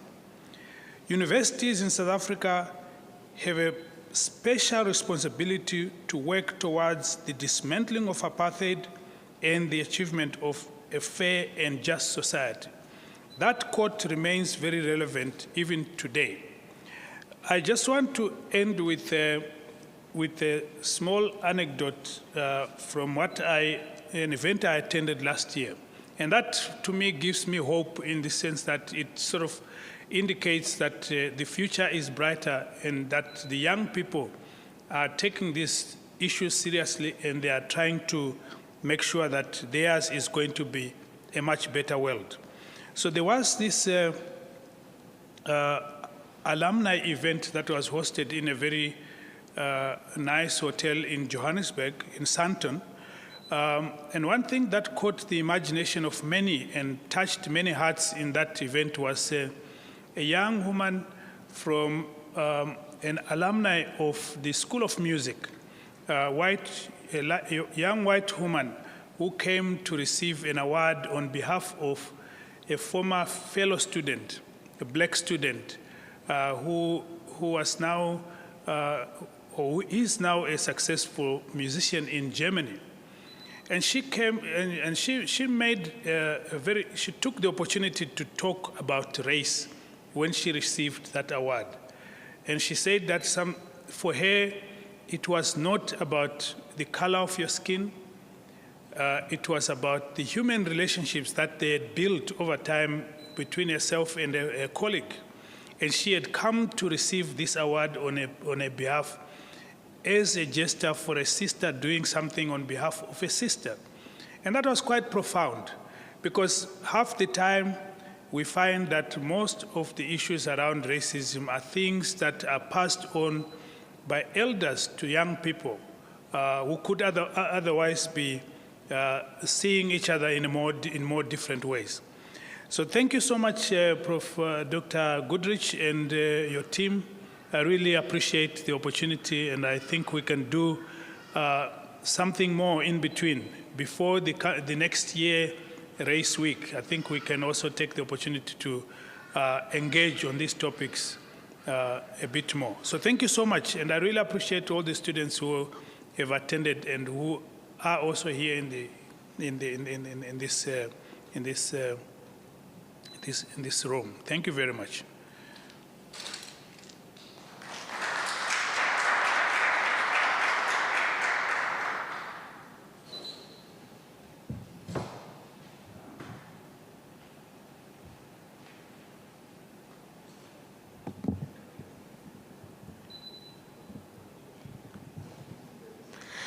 Good day, everyone. My name is Hailey Potgieter, and I am the ACC Acting Chairperson and Deputy Chairperson of the NW-Potchefstroom campus. There's a quote by the author Hank Green that says, "We all only have our own lives to live inside of." And what that means is that I will only ever have lived my life. I will never be able to know what it is like to be you. I will never be able to know what you feel and what you think and what you have experienced in your life, regardless of how long we've known each other and how long we've spoken to each other and how much I know about you. There's no way for me to ever possibly know exactly who you are. The closest we can get to knowing what someone's experiences are and the closest we can get to knowing someone's story is to talk to them about that story.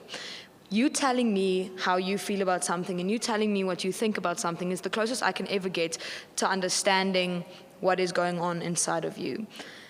So that is why it's necessary for us to have these conversations, why it's necessary for us to talk about things that sometimes the conversations might be uncomfortable. Sometimes we might end up having changed our entire point of view of life just by having a conversation with someone else. So it's really necessary for us to have conversations about controversial topics like race or gender or sexuality, and specifically in the light of Racial Awareness Week or sorry, I think this has another variant of the same name, but having conversations about things like that, it is important for us to know the context of someone else and to have a bit of a taste of what it is like to experience someone else's life, because we all only have our own lives to live inside of, and the only way for me to truly sympathize with what someone else is experiencing and to know what they're going through is by talking to them about it.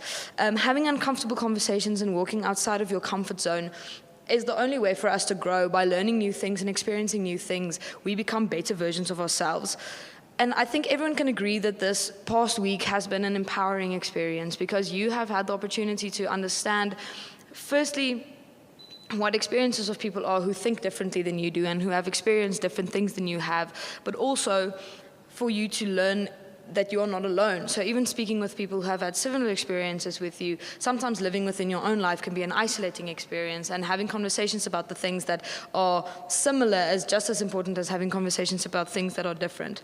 So I think in the end, all of us are working to be better people and to become better people and to become better versions of ourselves and to better ourselves and to live as many versions of this life as we possibly can. And by having conversations with people who have had either similar or different lives than yourselves about difficult topics, and by sharing your experiences, we can aim at achieving that. We can aim at becoming better versions of ourselves. So that is why I think it is very important that we have these conversations and that we continue to have these conversations and that we have more of them in the future and continue to have these conversations for as long as possible. So I think this week was a success. I think that everyone will walk out having learned something new, having gained a new experience and feeling empowered at the end of it. So hopefully we can continue to have these discussions and continue empowering more and more people through these discussions. Thank you.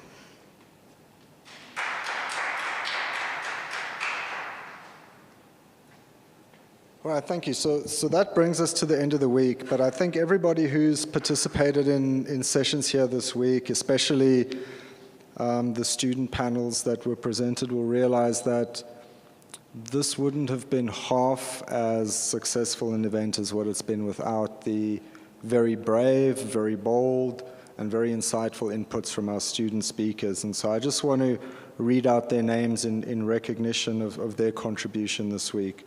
So thanks to Monde Kasana, Zandre Martin, Chloe Kutan, Tatohatsi Bambo, Ntabiseng Mabusela, Zukisani Nameka, Dylan Sneyman, Kanayoshi Okeke, Nomvula Chasakara, Cabron Riedelinghuis, Helene Dievenhager, Tebogo Selebogo, Nhlantla Mtombeni, Chantal Ramala, Nkambentle Zungu, Precious Siyoko, Tato Mosina, and finally, thank you, Haley Potgieter.